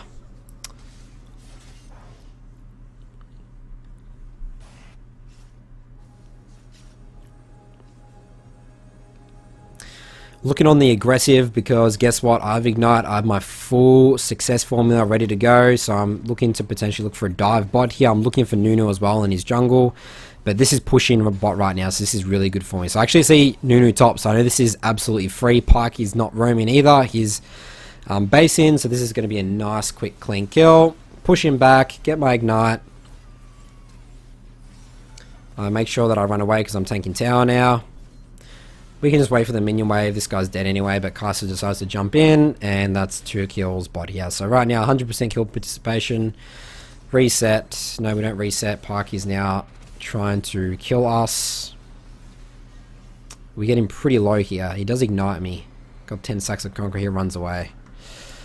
Alright, So that's going to be it for these examples here. I hope this gave you a really good idea about how to be creative around this high school bully mindset, having some sort of impact of that level 3 once you got that red. Because again, by the time you have red buff, your level 3, you have your E, Ignite, Nimbus Cloak combo, you're very, very, very strong. So you want to utilize that. And putting out pressure on the map, like I said before, early just helps you get to that mid game quicker. Because let's say you burn a flash, then you can potentially re-gank that, versus doing a full clear, which I was doing, which just wasn't working. Like, then I'll have to gank, and then I'll burn a flash, and then I'm like, well, now it's like 7 minutes by the time I re-gank that again, and my team's all dying. But this, I really dictated the pace of the game, which again I thought was really, really good for Hecarim. Again, getting to that mid-game spike, which is what all these examples were all about. That's what the early game objective is for you as Hec. So let's now move on to just general things, the skill order stuff, item builds, and talk about a bit about champ select, when is Hec best to pick and what he struggles against. Okay, skill order, nice and simple here. We want to be maxing Q first, E second, W third, but making sure that we are putting a point in W just for sustaining the jungle, clearing those raptors and Krugs at level 2, and then we don't need to worry about it till 14, 15.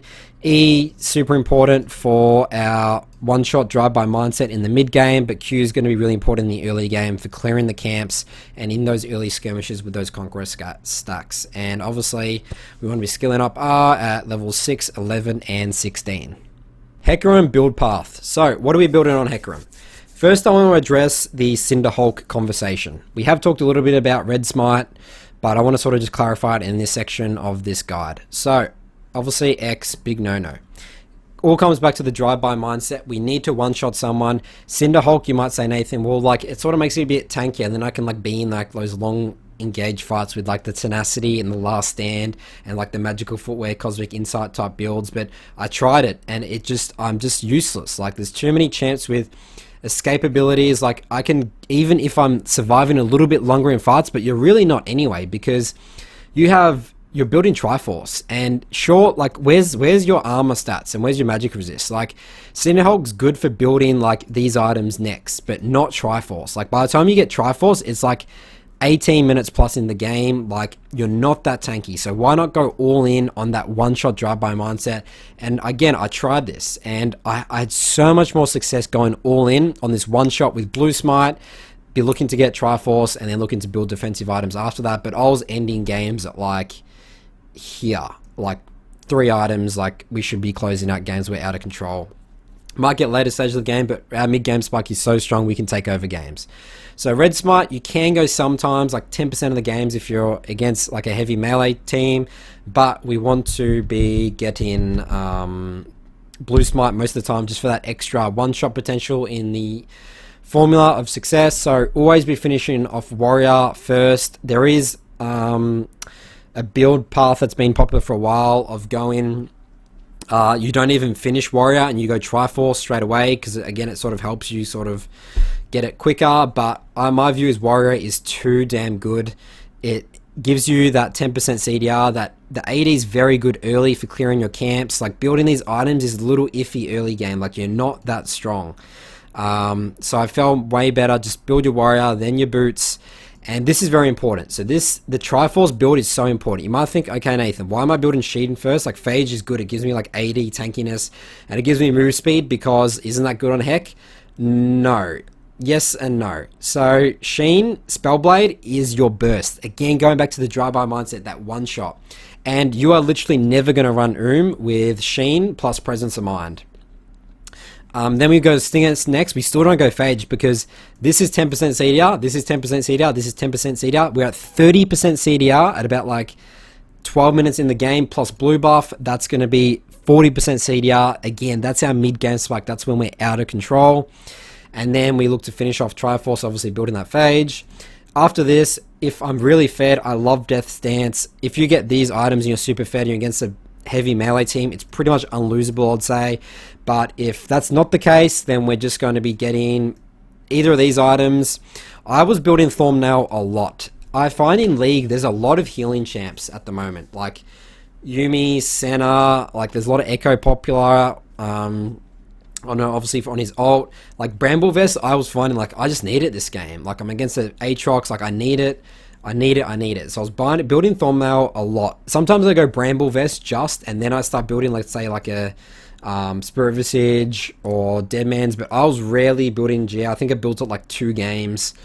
But these are the core items. Deadman's is great for the move speed for Hex passive, gives you that more burst one-shot potential, but obviously, and Spirit Visage is great for your W healing, but we don't really be worrying about W with Heck. Again, we don't want you taking long fights. The W is the Cinderhawk mindset, and actually that's the thing for Hecarim top, is people max W first because they like to heal a lot, and that's actually that whole thing about lane phase Hecarim, but we're obviously talking about jungle Hecarim. And I think that this is the best way to play him. This is the best way to build him. Again, I had the most success on this, 75% win rate, climbing up to high diamond. So this is the build path. If you have any questions around this, let me know in the comments below. But definitely recommend this for, again, coming back to the drive-by mindset of the one-shot potential. So let's look at some quick examples here. So just showing you the build path. Obviously Talisman, Red Sweeper Trinket, building Warrior first, then getting Boots, finishing that for Merc Treads, getting Sheen first.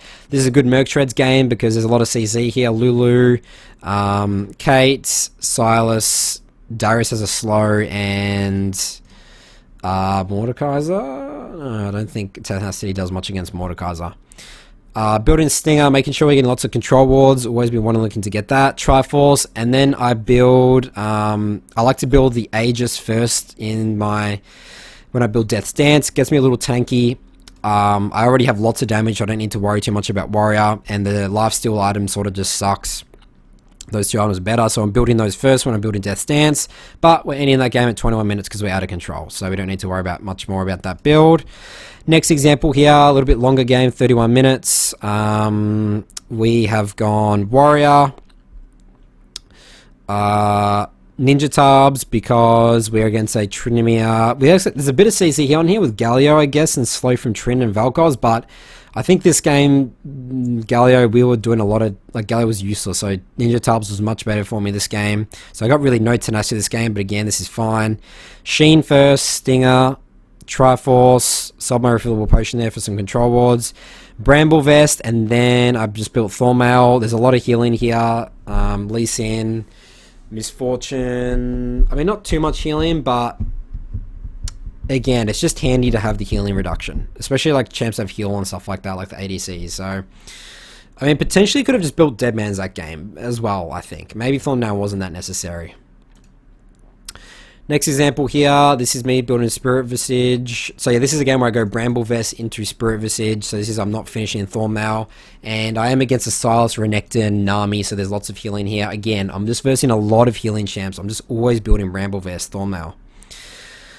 Warrior, Merc Tread, Sheen, Stinger, Triforce, and then I'm building... I actually built the lifesteal item instead of Warrior. I think that was just because that was my buy, but usually I had enough gold for that. I didn't have enough gold for Warrior. So, but I do want to be building Warrior after the Aegis. Death's Dance, I got an upgrade from Ornn, Triforce, which is nice. Bramble Vest, and then I didn't even build anything else after this because I think we were doing Baron fights, so I just was like, I wanted this game to end now, so I'm just going to get just some tenacity pots. That's really where you can build the tenacity. I don't think it's actually good to go the AD elixir on Hecarim because you're an assassin, but you're not, you know. It's like at that stage you sort of want to be a bit beefy so you can one-shot someone and then still be annoying with your Q Conqueror stacks.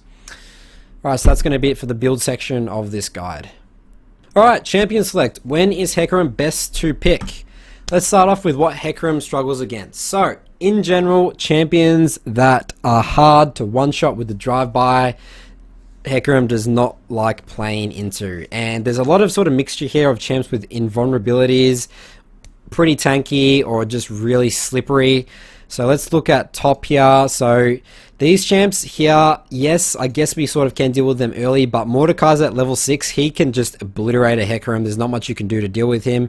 He will always win a 1v1 melee fight in his ult. Urgot, he can turn ganks. He likes people to be melee range. You're sort of forced to go in with Urgot. If you don't one-shot him, you're basically dead. And he can slow you down with his ult as well. Trinimir obviously has his ult, which is annoying. Kayle Kale I was hesitant to put on here. Kale is ult annoying, but you can really mess with him early, and you can sort of just wait his ult out and then ult after that. Jax obviously has his E, he's not the easiest to gank. Shen has his sword thing, which is annoying. Kled has his passive. Darius, similar vein to Mordekaiser Urgot here, he can literally just come and one-shot you, but we did have the example of where we dealt with Darius's early. Garen's a bit slippery and tanky, he's a bit annoying to deal with. And also Camille obviously has her E and her ult. Rek'Sai, Shaco, these three matchups are probably the hardest for Hecarim. Rek'Sai has the knock up, he has his ult, he just obliterates me. A good Rek'Sai player can really do damage to you. Shaco similarly takes ignite to you, so he's actually pretty strong as well, and it's hard to one-shot him between his boxes and his Q. Elise has repel. Trundle doesn't really fit those categories where he doesn't really have invulnerability, but he is very hard to kill when you're on top of him, and he's hard to one-shot with his ult. Trundle's very tanky, very strong. He can shred your resistances, which doesn't really matter because we're building pretty glass cannon for the first 20 minutes anyway. But Trundle can do serious damage early game. He really prevents you from getting to that mid game, I've found. Rammus can't one-shot. His taunt, really annoying. Once you're in, you're like dead. He can literally 1v1 you after like level 4. Olaf, can deal with him, can be annoying. Like, he is obviously very, very good in terms of if you're fighting in melee range, that's what he wants, and that's sort of what Hecarim has to do. Again, if you're not one-shotting a Olaf, you're pretty much dead. Kayn has his invulnerability with R. Red Kayn I found just destroys Heck. I can't kill him, I can't one-shot him, and he just has his ult, so I can't one-shot him either. Kha'Zix is very slippery with his ults. LeBlanc, super slippery, especially with her passive. Lissandra, pretty much unkillable, she has her E, her ult. Vlad invulnerable with his W. Azir has his ult. Azir, I feel like just shreds me. Like if I am running towards him, he's killing me. I like ult on. If I ult on him, he ults me back. So we sort of trade ults, but he wins out because his ult is like better than my ult in a way. So we sort of have to one shot him. But yeah, I find Azir is a good Azir player will really mess with me. Kiana, very slippery. She can stealth away, hard to one-shot. Zed is very difficult. He can literally turn. He's hard to one-shot, but he can also one-shot you as well. Malzahar has his spell shield, which will block your E damage, which is really important to get off. I guess you can blue smite and then E, but it's sort of a bit annoying. It sort of messes up your combo a bit. And you're very vulnerable when you're in as well. If you've like E'd in and you like don't ult straight away, because that's the thing. If you fear first, you just break his shield, he doesn't get feared. And if you E first, he will just ult you as you're walking towards him. So Malzahar is pretty good into you. Fizz has his E, and very slippery with his Q. And also Pantheon has his shield, so he's hard to one-shot. Zaya's really the only ADC here. She's got her ult, her invulnerability. And supports is just pretty much full tanky champs here that are very annoying to gank. Obviously, Thresh has his Flay, his Lantern. Tahm Kench can try and one-shot someone while he just eats them. Leona, super tanky, can peel really well. Same with Braum and Alistar as well. So this is pretty much, I think, the go-to list for Hecarim struggles against. If I'm versing a lot of these champs, especially these junglers, not good. I actually would these four. It's like the holy trinity or like the four here. That's not ideal. Like Olaf and Kayn, I think you can sort of deal with. Kha'Zix in a way as well, but these champs just laugh very, very difficult. Alright, what is Hecarim good with? What is he bad with? Pretty much you don't care too much about what you've got on your team. You actually have, as going back to the drive-by mindset, you're really a 1v5 champ. You're trying to just hard carry through the mid game. What's nice, and you saw some clips there, is a Yuumi or any sort of champions that speed you up to help you get on targets. So really, these are really it. I don't really care too much about what I'm picking him with. Ori is on here. Was hesitant to put her on here. Like, she's a bit weak early in laning phase. She does have her speed up, but that's more for herself, not so much for you. But it's nice to have, especially later stages of the game. Hecarim bad with. Pretty much, again, we're not worrying too much about champ select here. In terms of picking with, it's more against. But really, you don't want to be picking him in full AD comps. Here's an example here. They build full armor. You're against a tank, a Maokai, Mundo, something like that. tank support, you just do no damage. So we don't want to be picking him with full AD comps. Okay, so we've looked a lot about the early game, talking about mindset, talking about the basics in terms of runes, skill order, builds. Let's get down and dirty in the details here. How do you want to be fighting with Hecarim? What's a high mechanical Hecarim look like? What are some tips? So these are like all the rules and all the tips that I have collated. We have talked about some of these, but I want to just get these in a nice list here you can refer back to. I've talked about this a lot. Very weak without your R. Be careful fighting without it. Don't even fight at all. Using R to escape is worst case scenario. If you get into a situation where you have to R defensively, that's really bad. You need to use it for the fear, the engage. Like, I rarely was ever E'ing into someone, killing them, and then ulting out. Like, the damage, you're either E, ult, killing someone, dying, potentially, or, like, that's it. You want to start with, when you start fights, ideally starting with the E charge up. We showed an example here, but we'll get into some more examples. So you E, you ult, to push them back, you ult in front of them, and then you've got your E still going there, and you've got it max charged up, so then you push them back even further into your team. So that's really effective for catching people out. When the enemy team's trying to escape, well, this is more for an early game thing, always click forward. So don't auto attack, because auto attacking is going to make your character stand still, and then you can't get more Qs off. So it's better to just keep walking, just walk beside them, be like, okay, Q, keep walking with them. It's like you're like taking them like on a walk or something like that. It's like a dog. You're just following them, you know. They're on a leash. Just stick to them with Qs. Auto attacking only is going to slow you down. But if they're in melee range or they're not running away, then you want to be weaving in Qs with auto attacks. That's going to be for max damage. Really, really important there. So I do say that here. Weaving auto attacks with Q for max damage. Really important to charge your E up to 100 stacks before engaging for max damage. Really important. The damage difference is really big. Always try and start your E before the fight's going to happen. It does last a while, so don't be too afraid of it disappearing.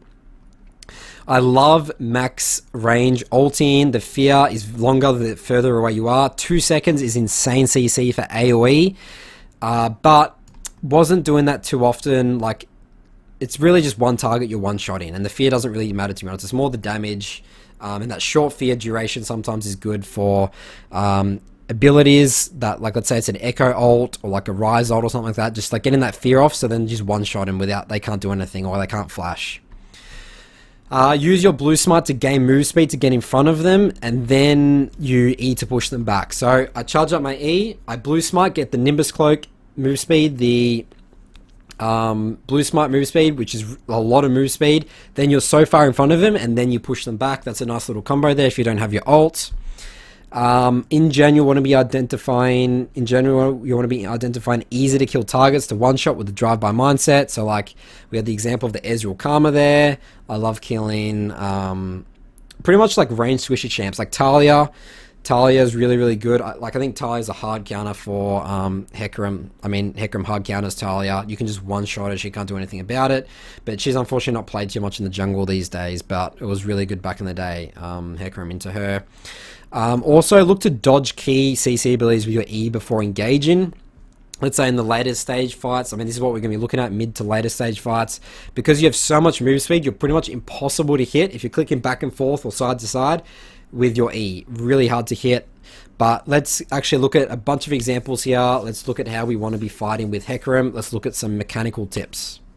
So we're just going to look at a bunch of examples from like mid to late-ish game team fights or just fighting skirmishing with the mechanics just listed. So let's take a look at the first one here. This is a utilizing the blue smite to get in front of them with the Nimbus Cloak, push them back.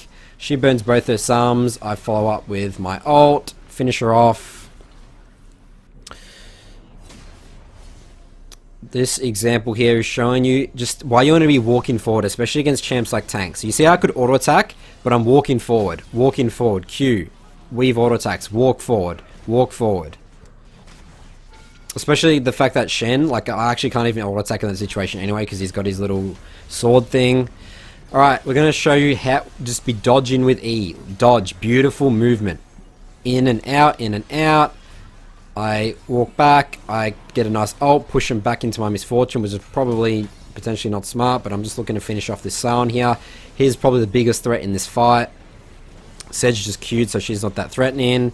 Get my Conqueror stacks going. I do have a Yuumi, which is awesome. One of the champs I listed in the champ select section as being good with. Okay, here we are again about 27 minutes, a bit more of a late game team fight here. Ian around, dodging, fear the Aurelia into my team. We one-shot her. So again, I'm just playing around people. I'm just walking around people, doing a nice drive-by here on Ez, finish him off. But utilize that E move speed to dodge, to bait enemies' abilities, to dodge skill shots. So this is another example of the pushback. So I pushed him back with the fear and then pushed him back further. He would have gone a little bit further if it wasn't for the wall, and I potentially killed my Sona there. I mean, she should have just walked further back, but again, showing you that combo. The ult behind them, and then push them back further. Again, dodging abilities with that E there, that Nami ult. I'm just trying to finish off the dragon here. I do need to be careful for this Silas ultimate.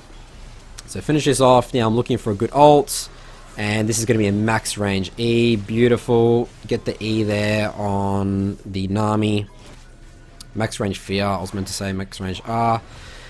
Doing my quick one-shot combo, formula of success, E, Q, ignite, smite, back off, that's a dead Shen. Finish off the Morgana there. So again, that's just showing you the drive-by mindset there. Nice, just quick kill here. Alright, we're on a rise now, I caught him out bot. Pushing the side lane, use my fear to get him out of the ult. You can do that stuff to Echo as well, one-shot him in his ult. Alright, going on Bard here. Beautiful ult here. Fear the Graves here. I do need to go on Graves, not Ez here, because Ez still has E. So I'm not going to be able to kill him because I've just used my ult and my E. So kill the Graves instead.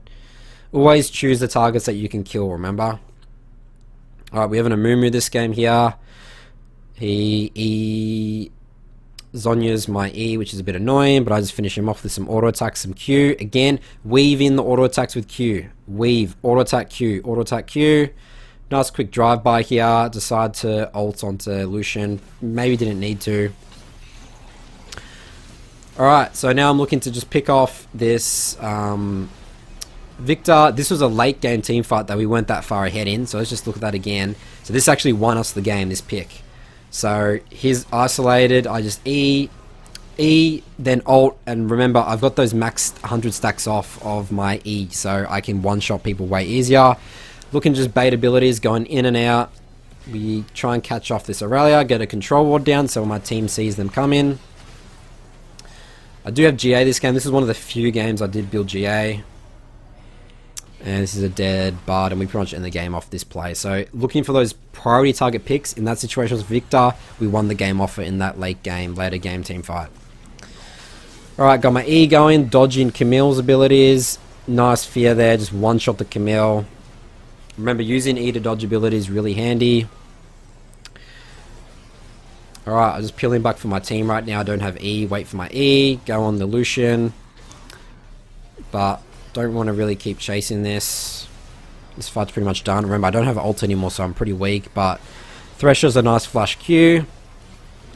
And I do a quick drive-by here. Get the E off, and then the E just lasts so long sometimes. Just one-shot the Lucian there. Alright, getting my Rampage stacks up before the fight. I have full Rampage stacks now. My 2 stacks. Just looking at one-shot someone. I'm just waiting. I'm just holding my R at this stage because I don't need to do it. Everyone's dead. Decide to R the Echo here. He flashes, but he can't run away from a Hecarim E. Alright, so with my Galio here, looking for a flank. Flanking is also very good on Hecarim.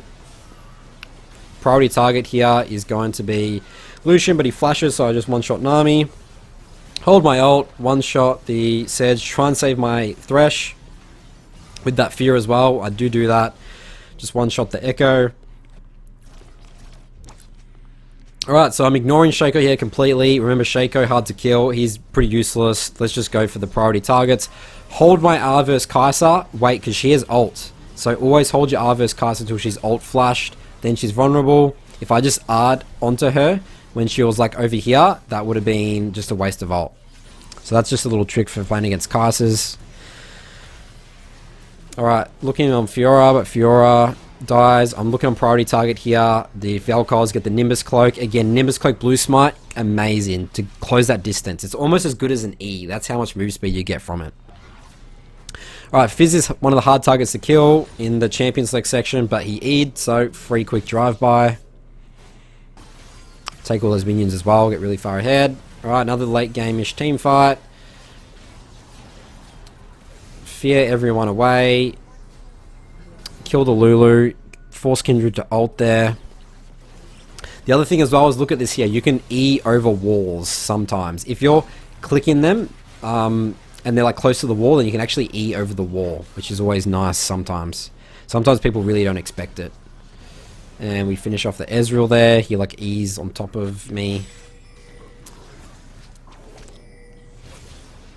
Alright, doing the, remember, the smite, then push back. Let's actually look at that again, because again, this is a very important combo.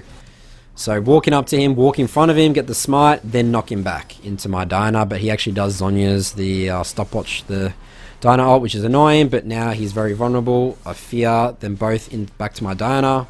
I get a nice double kill there.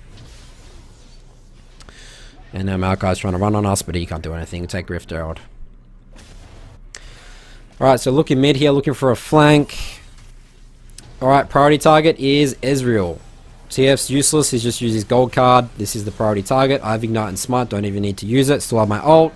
Saving my ult for a more high impact like this.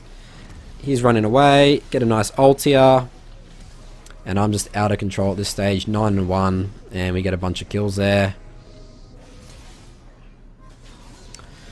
Alright, on Dragon here. Finish off the Dragon. Just looking to get a double fear on this. And yeah, look at the fear sometimes. Like, I'm pretty low HP, but just absolutely tear them through with that sheen damage, that stinger, the CDR. It's a lot of damage against squishy champs. Lulu ult, it's not going to do anything. My E does too much damage. You can't run away from a Hecarim E. Alright, looking to one-shot this Pike here. I love killing Pikes with Heck. He's so squishy. You can close the distance on him with E and Ignite and ult. Love killing Pikes. I think we just back off here. I don't want to E onto Nunu. Just E back to farming. Alright, so I see these guys pretty low bot. Charging on my E, looking to do a quick drive-by here. Priority target is actually Thresh because he is Lantern. So, knock him back. He actually, Ezreal, potentially could have got away there, but I had ult anyway to follow up, so that was fine. Again, all I knew is if I kill Thresh, I just ult onto Ez after. Alright, we got a Nunu in the river. I block the W there, and I'm just on top of him now. But decide to go back to Crab because Aurelia is actually collapsing on mid. But turn back on him. So I'm not, remember, this guy's not a threat right now. So I don't want to just ult Nunu. Nunu's on the run. Like, all I'm doing is waiting for someone to group up, clump. Like, Aurelia is actually the kill target that I want. But I do actually finish off Nunu because he's low. But I don't want to ult here until now. And I actually E now onto the Aurelia, finish him off. Zoe actually does a lot of damage to my Vayne there. Alright, another Baronish team fight. Get a nice max range fear there. Finish off Syndra, high priority target. Collapsing on these guys now. Getting my Conqueror stacks. Remember weaving those auto attacks and those Qs. And get a nice drive by there. That's a weird mechanic. Sort of my E damage went off as his E went off. So hopefully this was helpful to sort of show you just again the mechanics in action. Really important, the way you use your E, the way you use your ult. That is the drive-by mindset, as well as the Ignite and the Blue Smite. So let's now move into a full game example showing you all the stuff we've talked about in this guide in action from start to finish. Okay, so for the full game example, how to 1v5 on Hecarim. This is a game that I played in Diamond 3 average MMR. We go 14-1-14. Perfect OPGG score of 10 here. We're getting 90% kill participation here, but we're still securing all the objectives. We do get only one Rift Herald, but we have 200 CS at 24 minutes. The early game thing that I do here, the high school bully mindset, is I solo kill the enemy top laner in the river at level 3. Pretty unique, but I'll show you how that happens here. And we basically just end the game here at 26 just through my mid-game snowball. I'm just out of control, literally 1v5 in. I mean, you could even say potentially 1v9 this game. So let's take a look at this game, start to finish. Again, applying all the material in this guide from start to finish. Okay, so jumping into this game, I'm already thinking, alright, this is actually going to be a pretty rough early game potentially. I have not very strong early laners here, and they've got like Draven, Syndra, Fiora, a Swain with Ignite here, so this is going to be potentially pretty rough. So let's see how I adapt to the early game, playing again that early game with that high school bully mindset, transition into that mid game, and just become absolutely out of control, get those max alacrity stacks as early as possible. Alright, so we've gone over a lot about the early path already. We don't need to worry about that. Make sure, remember, always 2 rampage stacks up here. Krugs, my bot lane is fighting here. So there's a lot of sums burnt here on my side, but not so much on their side. So I'm already thinking, bot, this is going to be a bit difficult. So I am potentially looking at bot, but I don't think that's too much of an option here. So I'm just doing my Krugs. So my Raptors after my Krugs. Looking mid here as well, but again, this is a Syndra. And looks like I think she's just warded here as well. So I don't even bother for this. I'm like, okay, I don't have many options here. There's a big wave here as well. It's going to be hard to gank. So I'm just chilling up here. I'm looking to maybe potentially still gank mid, but through the opposite side, again, that she hasn't warded. And this is so important, again, why seeing the ward is really important. So I charge up my E, but she's just gone. So I've failed my first gank, which is not ideal. And again, this is just sort of showing it's just hard to gank. Unless my Lysandra E snares her, it's just going to be hard to work. So I'm just going to be taking my blue buff here. I potentially see Fiora right now. This is again looking at the map. She's potentially warded this. I'm just taking my blue. It is pretty slow, but I still have a health potion, so I'm pretty healthy still. Alright, Fiora's priority top now, and I'm looking to push this away from her. I'm trying to get this. This is potentially a bit risky. So she's like, okay, this is a half health Heck. Let's fight him. But, oh, she's mistaken. This is me at a Ignite Nimbus Cloak Hecarim with Conqueror. This is like, it's just not even close. So we get the kill. Syndra doesn't roam in time, which is pretty lucky for me. But I was looking at her roam as well. Potentially could have E'd away, but I E'd for the damage instead. I mean, even if Syndra comes on me, like, I'm pretty confident I got max stacks. Like, I could potentially do some serious damage to her as well. Alright, so I've got my first kill. But what do we do with it? So we're going bot here. I'll skip my top camps. Looking to do my Krugs. Krugs is really, really fun for me to get as Heck. It gives me the most experience in gold. It's a very, very good camp to get. So I'm just looking bot here. My Ashe actually returned some kills there, which is great. So she's actually 2-0. So that's actually very good for me. So I could potentially be using bot as a win condition. But I'm here for my Krugs anyway.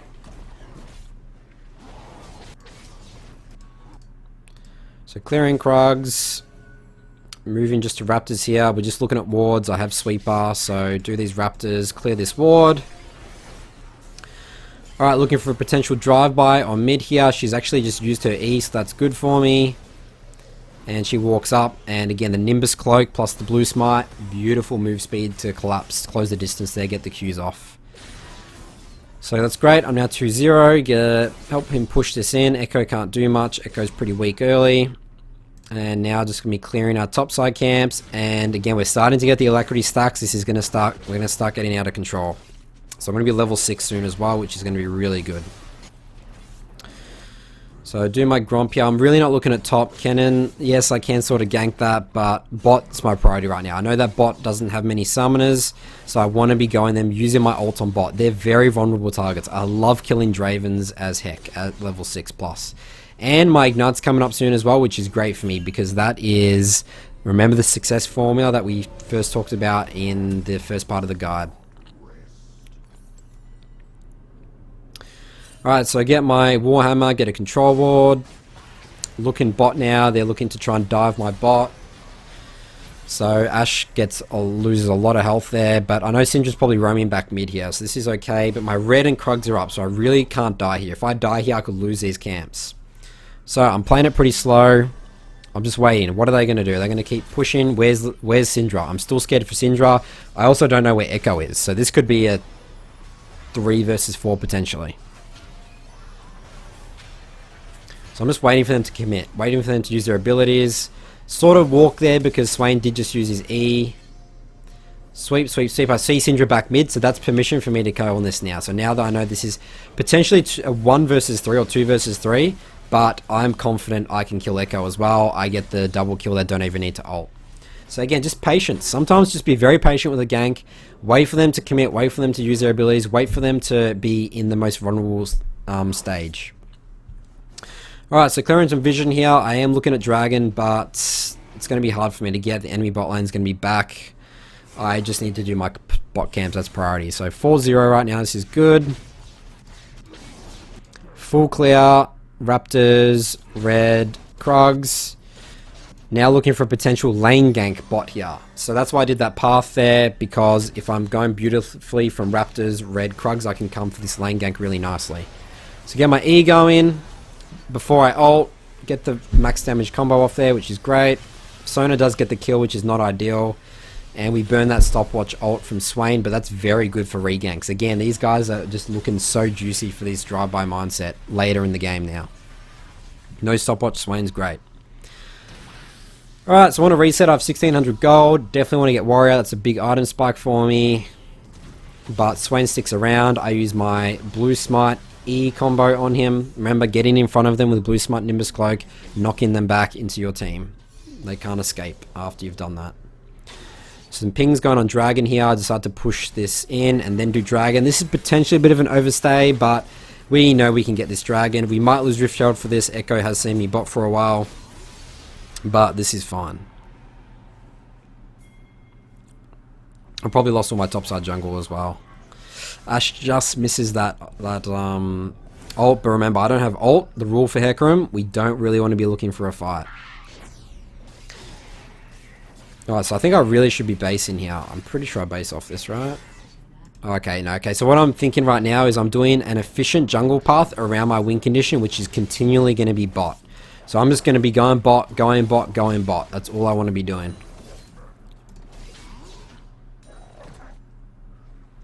So Echo didn't actually take my topside camps. He's just been AFK farming his jungle, I think. He hasn't had much map pressure, which has been great for me. Alright, so Echo actually goes for my bot lane here. So I am doing my blue here, and now Echo goes for my bot. But I really need a base. I got 2200 gold here, so this is definitely potentially a bit of an overstay here. I need to go bot. So I actually ping on my way, tell my team, I'm coming bot, I'm coming bot. Let me reset. I could have potentially done Rift here, but again, this is too risky. Fiora, Syndra is around. Fiora is constantly getting priority top. If I die on Rift, that's worst case scenario. I don't need to do that play to win the game. All I need to do to win this game is keep getting kill bot, kill bot, kill bot. I have a very good scaling bot lane. Oh, actually looking at the CS here as well, just quickly looking. This Draven is literally double my Ashe. So like, I'm using bot as a win condition, more the fact that I just keep killing these guys. I'm making myself the win condition. Again, this is me 1v5ing. It's not so much about my bot lane being useless, it's about I am 1v5 in this game. And I'm going to keep killing the most vulnerable targets here, which is not the Syndra, which is not the Fiora, it's the Draven Swain. Alright, so we burnt Swain out there, which is great. This is going to be very easy for me to kill. I got my Ignite up. I got my full success formula up. This is going to be great for some free kills. Even control ward there, which is good. I don't want to walk into that bush because there is a control ward. So I loop all the way around now. Clear some vision. Get this control ward. Alright, looking to potentially dive this Syndra. Diving with Lysandra is always very good. She can tank the tower and ult, and I have my full combo. So I'm just hanging around here. I do need to be careful of Echo, but I'm pretty confident this Syndra has no mana. She can't really one-shot anyone. And I just ult there. I don't think I needed to ult, actually. That was just a Ignite, Blue Smite, another Q, she's dead. That was actually a waste of an ult. But sometimes better to be safe than sorry. Because now I don't have ult for bot, which is not ideal. But looking to do a drive-by bot. Draven's just flashed. Ashe slow. Let's get a nice, beautiful, clean kill here. And this is, again, the drive-by mindset in full effect. Unfortunately, the Swain gets away from my blue smite range. I could have gone on this guy. But Echo shows up here as well, so we're not going to get the kill. And Draven's starting to get very upset about the camp. And again, this is just around the win condition, around the vulnerable targets. We want to be going there again and again and again. Alright, Krogs, red, Raptors. Okay, I looked at gank mid here, but remember we don't have ult, so this makes our lives much more difficult. But I think I'm expecting, yeah, she doesn't get her E off there, which is unfortunate. So, yeah, Syndra just played that well. Looking topside here, but remember, I'm looking to go back bot. So what I'm thinking here is I just want to get Rift Herald to potentially use it to break bot. But my bot keeps dying still, so it's still really annoying. But that's okay, we're going to 1v5 this game. Alright, so a wild Syndra we see appear. Just alter back into my Lissandra. Nice, clean kill there. Again, just a drive-by. Nice, remember, we want drive-bys are very quick. Very just in, out, back to farming jungle, pick up the kill. So I'm looking to help my Lissandra here. We get a couple of kills. Dodge that Draven ult. Help it push this in. Alright, so we've got a lot of gold. Definitely want to be looking to reset here. Dragon's the next objective. I don't have ult as well, so I'm actually very useless at this stage. But they keep fighting. Just base Nathan. Alright, never mind. This guy gives me another kill to my charity, the charity of Nathan Mott. Thank you very much. But remember, don't have ult still, so not the easiest to contest this.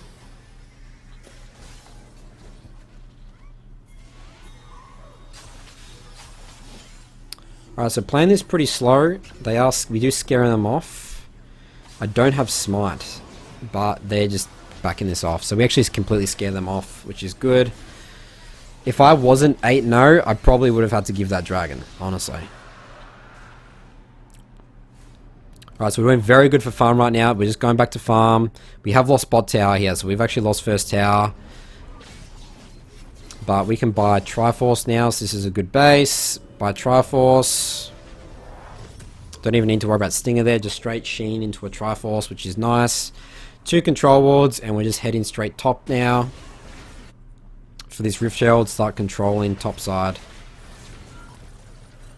So I still need to be very careful. If I die once here, I give a huge shutdown, and that could potentially be the game. So I'm very cautious here still about fighting.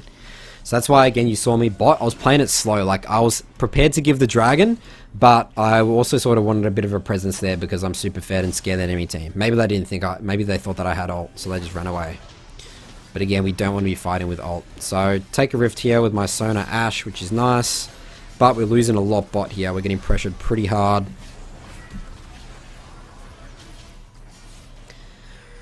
Alright, let's make sure Echo jumps back over the wall so he doesn't contest with smite. I actually don't even start to smite here because I'm like, this is free. I want to keep my smite for my, success formula combo. Get that rift, reset. Don't even bother doing my top camps because guess what's free kills? We're going straight back bot. Don't even care about these camps. Like, this is their win condition really only at this stage, to be honest. So, going straight back bot here. Swain ults. Get ready my E, charge it up, get the 100 stacks, and bam, that's a lot of damage, that's a dead. Swain, we're now 9-0. Alright, pushing bot, I ping bot tower, but I look at mid tower's health, and I'm like, actually, I want to Rift Herald mid, not bot. Mid is way more high impact tower to get with the Rift Herald. It opens up the rest of the map, so I'm not rifting bot here, I want to rift mid. Potentially look for a flank on Syndra here, flank's always nice, so get the flank going, really good ult from my Ashe there, knock him back, don't even need to ult. Beautiful now, we can get this mid tower, everything's worked according to plan. And I still have ult as well, which is great. So fighting with ult, it's awesome, don't have ignite, but that's okay.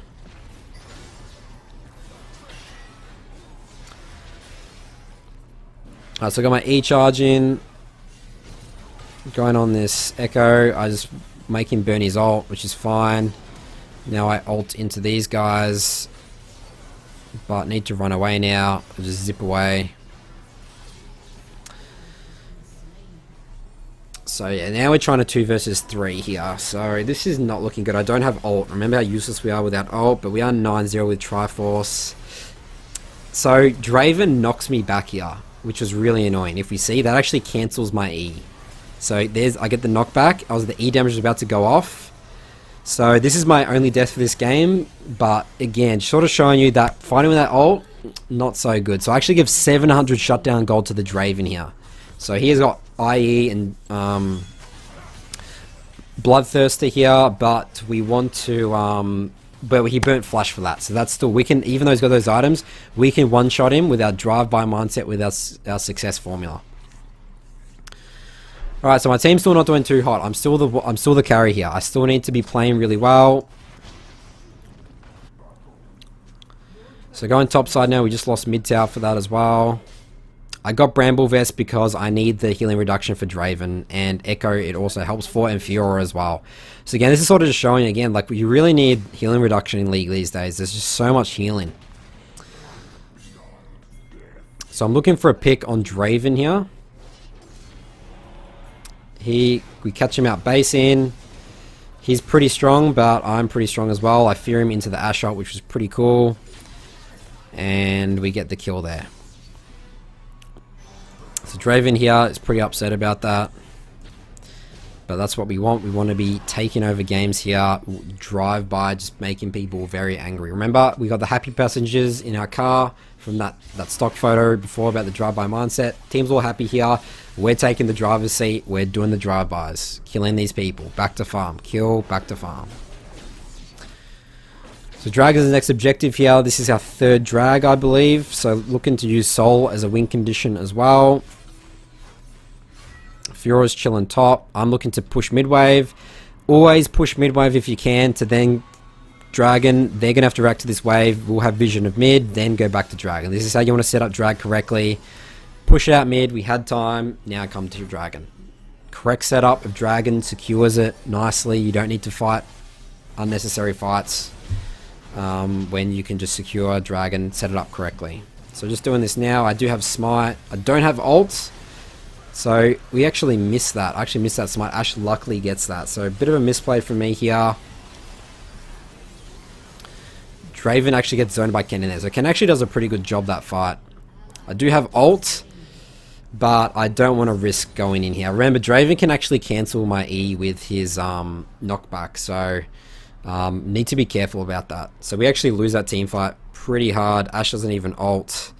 But we do get Dragon for it. So I just like, okay, go to the other side of the map, take some minions. Always be farming. Always be farming.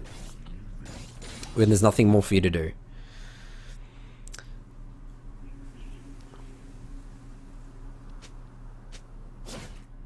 Alright, so just push another wave, getting really fed. Remember, I'm the 1v5 carry this game. I need all the farm I can get. I'm now level 14. My next highest level on my team's 13. My Sona's 10. So very far ahead here. I'm 2 levels ahead of Echo. Looking to get this tower, get some gold, get some pressure. But I think I can't even get this tower because Swain's here. I'm also thinking I'm getting collapsed on by a lot of other people. So yeah, Echo's here. So I couldn't commit to that tower. I would have died. Base. 2,500 gold. Get my Thornmail for Draven. That's going to be good for me. He's the most fed member. And I'm looking to build Spirit Visage next. Right, going top side now here. Looking to pick off this Syndra, maybe into a Baron.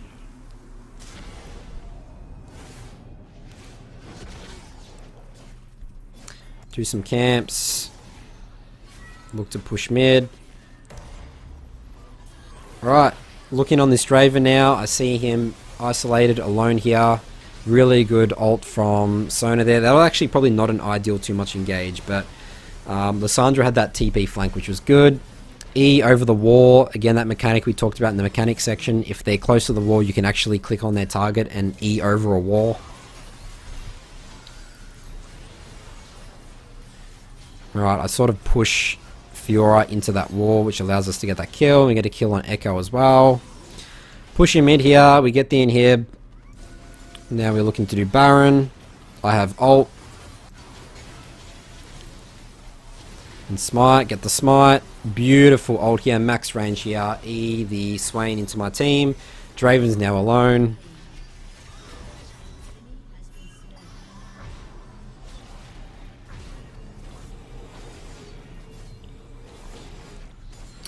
Alright, can I build Spirit Visage yet? I think I can. Push out another wave.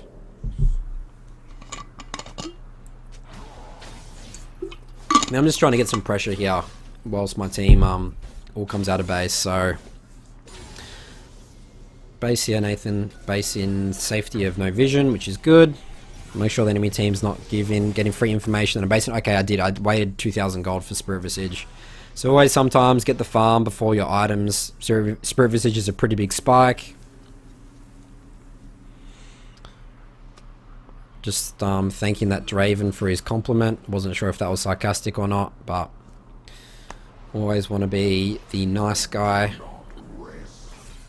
Alright, so looking to just close this game out now. One more team fight should do it. I mean, I can pretty much 1v5 this game, I think. I just need to kill Draven. As soon as Draven's dead, they have no more threats. I have a lot of HP now. So I'm actually surprisingly pretty tanky. So I'm just baiting people right now. Just going in and out. I don't want to commit there. That was potentially 1 versus 5. I have no one on my team. All we need to do is get Dragon Soul, and then we should be able to close this game out nicely. So working on Dragon Soul now. Getting our 4th dragon, which is Cloud Soul. Cloud Soul is very nice for Hecarim. Obviously, move speed, really good for Heck. Helps with his passive, so this is a very RNG game.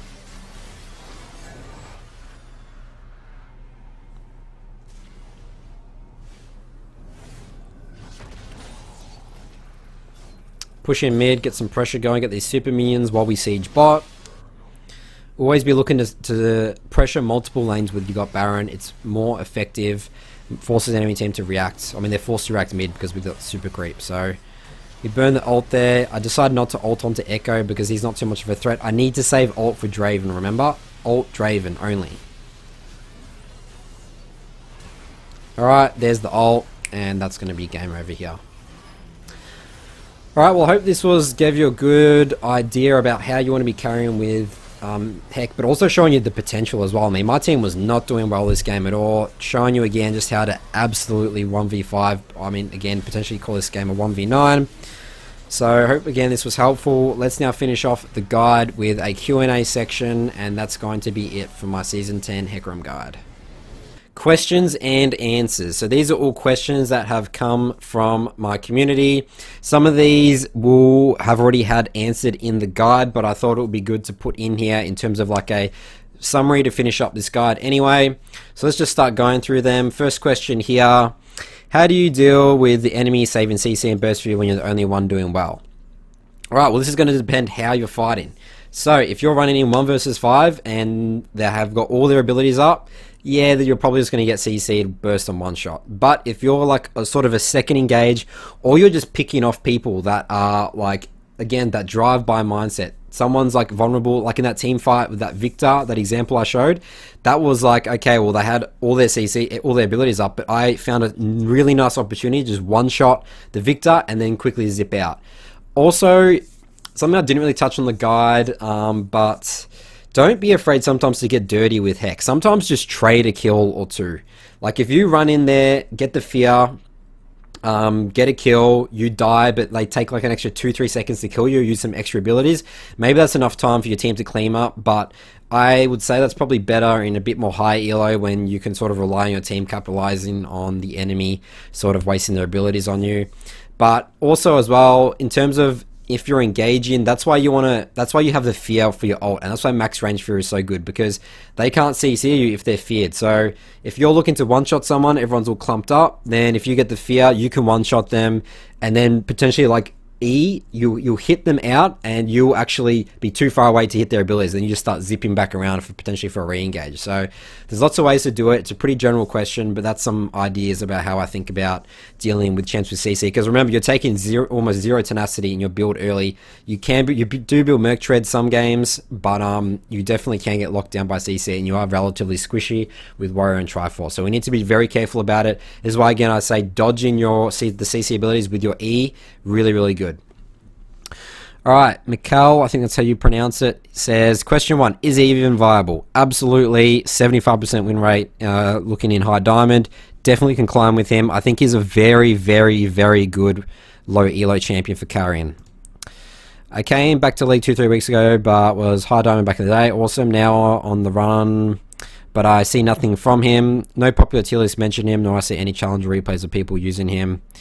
Yes, top is the only real thing I've seen for Heck. Again, I talked about that. You like Max W first, and going to the buffs as well. In terms of what I talked about at the beginning, those buffs are actually more for helping top Heck because it's minion damage. It's not jungle minion damage, so that actually might buff him more for top. But again, I still think in the jungle he works very, very well.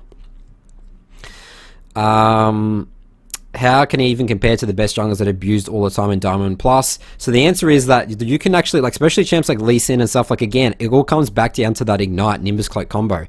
That solves a lot of problems for your rough early game. If you don't have that, like, then I would say then, yeah, he struggles, especially against those early junglers, but you can still play around them. You know, like, you do outscale. Your mid game is very, very good. I wouldn't call Hecarim a late game champion. He's definitely not a late game champion, but in that time just before late game, he's really good. And again, most games these days aren't going super, super late game. Yeah, so isn't he falling off too much in late game, not providing enough utility? You want to be ending games before that, and yes, you are correct there. Yeah, man, good luck. Definitely see if this guide helps you, and let me know if you have any other questions. Alright, next question. Why Hecarim can be viable in this meta? Isn't he between early game and scaling junglers? Definitely wouldn't call him an early game jungler. He's a mid game jungler that we've talked about. And yes, scaling junglers are going to be better than him, but you take over the game so hardcore in mid game that you end the game before you need to worry about scaling junglers. And scaling junglers will give you that free mid game. Like, there was a bunch of examples here that I was versing, like Nunu's, Nocturne, Echoes. Like, these are like sort of better like mid to late game stage champs, and you just absolutely obliterate them. Because you will get away through the early game, and then your mid game, that's your spike, remember, and then that's your time to shine. That's where you're going to be doing those drive-bys, quick kills, jungle camps, alacrity stacks, and you'd be power farming in the jungle. I think that Hecarim into Shyvana was really good. I had a lot of success into that, but that came down to early invading. I didn't cover the early invading in this guide, but you can do that as well. Late invade their red buff with Ignite. It was very effective. I think I showed one example in this guide for that. How the mindset of playing him should be, the drive-by mindset. I mean, he can farm pretty well, but his ganks aren't bad at all. Yes, his ganks are very good with the drive-by mindset. So, again, you want to be looking at very vulnerable targets that you can kill. The example we had of that Draven Swain game, all I did was get fed off them, and then I was unkillable. Snowballed the game. The drive-by mindset, obviously I've spoken a lot about that here, so I won't talk about that here because I've already spoken a lot about it in this guide. So, yep, drive-by mindset really helped me play him to his strengths, which is, again, quick ganks, quick fights, in, out, bang, get the kill, done. What is Hecarim's carry potential? Was he a team-reliant like Nunu? Definitely not team-reliant. He is absolutely 1v5, 1v9 champion. Don't worry about your team at all. It's more about what you're playing against. But you can go back to the champion select slide of this guide, but that's, you know, stuff that is hard to one-shot basically. And yes, his carry potential, again in that mid-game, it's very good. Like, one of the best champs, I feel like, in terms of carrying, especially in lower elo. Again, if you have a good early game, get those alacrity stacks, I'm just not losing the game. It's only if I have a bad early game that I'm like, okay, this is actually really hard, because Hecarim, you know, he doesn't scale. If you're delaying your mid game a lot, then it's really hard. So that's why I focus a lot of this guide in terms of the early game, making sure you're having a good early game, because if you're behind as heck, you are pretty useless, to be honest. And it just takes the Triforce forever, and you're just getting one shot, and it sucks. Alright, how to adapt his build depending on enemy comp and which builds are even viable. Could TP Smart be a thing? TP moves people like so guys is actually insane. Okay, I think this is a question around top Hecarim. You definitely wouldn't take TP as a jungler. That doesn't make sense. But in terms of adapting his build, yeah, it's basically just like, am I building Spirit Visage because I'm against heavy AP teams? Am I building Merc Treads or Ninja Tarbs because I need Tenacity or am I against a heavy AD comp? Or am I super fed? Death Stance I found was really good and into a lot of melee champs. But again, I was saying that a lot of these games I was building Bramble Vest because there's a lot of healing in League of Legends these days. It's good to get that healing reduction. Alright, Derek here says, is it worth delaying Red Smite for an early Trinity? So yeah, this is what we're talking about in terms of just going Talisman straight into Trinity or jungle item straight into Trinity. Answer to that question is no, but we do want Blue Smite most of the time, remember, as well. Yeah, it's just not. Again, the CDR you need, you just getting the components of Trinity Force make you just useless until you get Trinity Force. So you need to get that warrior, really important. It's going to help you with the drive-by mindset, one-shot someone until you start building those items. Sheen or Phage first. Sheen, you won't have mana problems with that combined with Presence of Mind, and you need the Spellblade proc for the drive-by mindset, that one-shot. Really important. Phage is long fights. Remember, we don't want long fights. That's not towards the drive-by mindset. Which runes are best for which scenarios? Conqueror and Phase Rush are both good primaries, but going Sorcery, Position, Domination. Yep, so won't answer this in depth, but go to the rune section. I did talk a lot about that. Why you don't want Phase Rush is, I mean, you just need, it's not even just the Conqueror. It's the Presence of Mind, it's the Alacrity, it's the Coup de Grace, and it's the Nimbus Cloak plus the Water Walking. And really, that's the only way you can build that. I mean, I guess you could go Phase Rush, Nimbus Cloak, Water Walking, and then take Alacrity. Yeah, but then you're missing out on like Coup de Grace or Presence of Mind. So, yeah, I mean, I just think Phase Rush, we don't need it. Again, Phase Rush is like, okay, I've got my three, I get that burst of move speed, but that's irrelevant. Like, that's for like long extended fights. Remember, the way that I view Conqueror is it's actually just an insurance policy. It's actually, that's not the key thing for Hecarim. It's the one shot, and it's like, oh, they're not dead yet. Then I start getting and then I have 10 stacks of Conqueror instantly, and I'm just eating people up. Because once you're in as well, you're pretty much stuck. And if you're in, you just want to try and survive as long as possible with your Conqueror healing plus W. Alright, when do you go Ignite and when do you go Ghost? Always Ignite. It combines with the War Nimbus Cloak. Really, really effective. I tried Ghost originally. I was just so weak early game. And that's the thing. It's the early game. This Ignite carries you through the early game to get to your mid-game spike. So Ghost is just, I mean, it's okay. Obviously, movement speed's good with his passive. But Ghost, I'm just so vulnerable early. Like, if I'm getting cocooned or something like that or, you know, Trundle Pillar or something like that, Ghost doesn't help me. I just die anyway. So Ghost is only good for ganking. Like, I guess Ghost is really good with the drive-by mindset, but you don't need it. The E's fine enough. I mean, I got into a few situations where like that would have been great, but you close so much distance with your alt E. Ghost is just overkill. Ignite's much better. When should he be picked? And again, Ghost is for a bit more longer extended fights. We're there for the one shot. If we're not getting the one shot off, then we're playing him wrong. You know, Ghost isn't going to change anything. When should he be picked? What is his pros and cons? So, yep, champion select slide here, but I'll quickly talk about this. Hard to versus very hard to kill champs, like very tanky champs, tanky support champs. And champs with invulnerability abilities, like, and they can sort of one-shot like Zed. That was a really big pain for me. Fizz is annoying. LeBlanc, a good LeBlanc player. She can literally make you not a champion. But don't worry about what you pick him with. It doesn't matter, he's like a 1v9 champion. Alright, Bottles here says, how to play him with confidence. I often get games versus Graves, Lee Sin, and Warwick and seem to give up way too much or not take advantage of the opportunities. Are you taking Ignite? I comfortably was able to play against these champs, honestly, in terms of the early game. I mean, you can literally 1v1 with Water Walk in, Lee Sin, Graves in the river early. Again, going back to the Ignite. What's their current mindset identity? Again, we talked about that. Cinderhulk or Warrior, why, when? Cinderhulk, you are doing two things at like once. Like Cinderell's like, oh, I want to build tanky, but then I also want to be super squishy with Triforce. And by the time you get Triforce, you're neither a tank and you're neither doing damage. I mean, you're not doing as much damage as if you had Warrior, and you don't have the extra 10% CDR. So I think just all in on that one-shot drive-by mindset, it was so much more effective, me going that. Cinderhulk, not good on jungle Hecarim, but I think building a bit more tanky items on top Hecarim is actually okay, but this is not a top Hecarim guard. Russian Trini, every game, no, we want our jungle item first. Maintaining rampage stacks and jungle clears, yes. So what you want to do is, again, finish the camp with your Q. Not an auto attack, drag it out, and then E to the next camp. Really, the only real issues you have is going from Krugs to Raptors early because you don't have your E yet. Like, let's say in that red Krugs Raptors clear. Does Hecarim have a competitive advantage over other picks, or is he outclassed your other junglers do what he does better?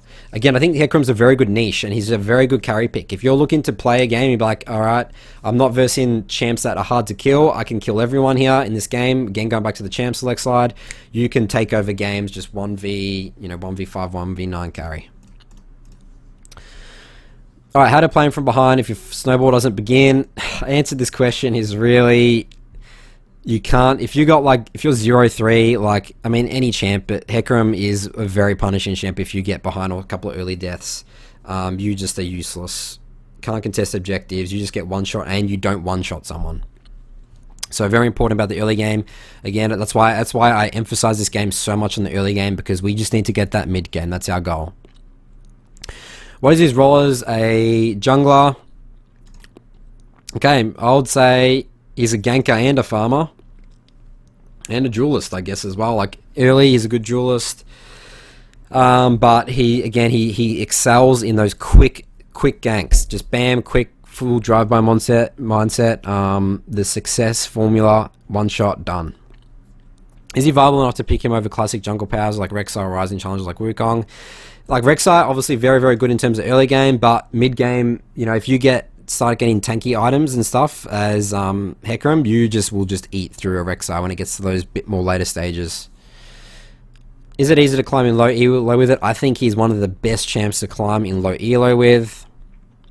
As a Hecarim main, I am super... The reason being is that you're going to get away with a good early game most of the time, and people don't respect ganks. So you're just drive-by mindset, and every time you're doing it, it's like, that's a kill, back to farm, kill, farm, wait for ult, kill, farm, wait for ult, kill, farm. As a Hecarim main, super excited. It would be great if you could elaborate on Predator vs Conqueror and how to sustain long enough throughout fights. Predator here sort of goes back to the Ghost. It's overkill, you don't need it. Conqueror, super important. Also, the domination tree is almost entirely useless for Heck. We don't want the domination tree as well. So that's why we don't want Predator. Conqueror is your insurance policy when the drive-by mindset doesn't fully finish the job. We need to stay a little bit longer. How to sustain long enough throughout team fights? We don't sustain in team fights. We are there for the drive-by mindset, in and out. Given the fact that Hecarim is quite vulnerable after engagements after that, yeah. Well, that's his weakness, and that's why this solves. You do so much damage with this build, mindset, the ignite, blue smite, that solves that problem. His engage is so strong that you just one-shot in someone. And how to play against strong early junglers like Lee Sin and Xin Zhao. Xin Zhao is, I think, a little bit of a hard one. Ignite might not be the full solution, but the answer again is Water Walking, Ignite, Nimbus Cloak. That's great for you. Is Predator good on him? We just answered that question. Conqueror better, answer that question. Mindset is ideal. Drive-by mindset, what's his role? What is uniquely best at? Is he more of a ganking or farming jungler? Both. We are doing ganks and moving around the map so quickly with our E that we can do both. And clear super fast, again, when we have those max alacrity stacks. Cinderhulk, we've answered all that. Sterax, no. So Sterax I would have originally put in this build, but Death Stance I like a lot more than Sterax now. Pros and cons of Red Smite. Red Smite delays your drive-by mindset, scaling formula, success a lot. So we want to be one-shotting. Red Smite takes a little bit for the damage to go off. Blue Smite much better. Red Smite taking those very rare situations where you're into a heavy melee team comp. But Blue Smite's just great for one-shotting ADCs. Mid laners, high priority targets, that's why you want to be taking Blue Smite. You're not going to be engaging on an Ornn top. And yes, that's where Red Smite's better, but you don't want to be wasting your abilities, your drive-by, that E damage, that Spellblade damage on that. And Jungle Pass, the only Jungle Pass you want as Heck is that red. Krugs, Raptors into the bully, high school bully, looking for a fight mindset, and then we can do our camps after that. Alright, so last bit of questions here. Why and when should you pick Hecarim over other powerful picks if you feel like you want a 1v5 carry? Again, he's a lot of fun. I think Heck's a lot of fun. Love him. So I guess it's more of just like, do you enjoy him, you know? So yeah, Hecker isn't a good pick of champs that you can easily one-shot. When is Hecarim's item Power Spike? What team comes is good into? Items Tower Spike, absolutely Triforce. That's probably his main spike. If you get that early, you're just going to be doing wonders in the game. What team comes to Hecarim excelling the most? Hecarim versus Nunu.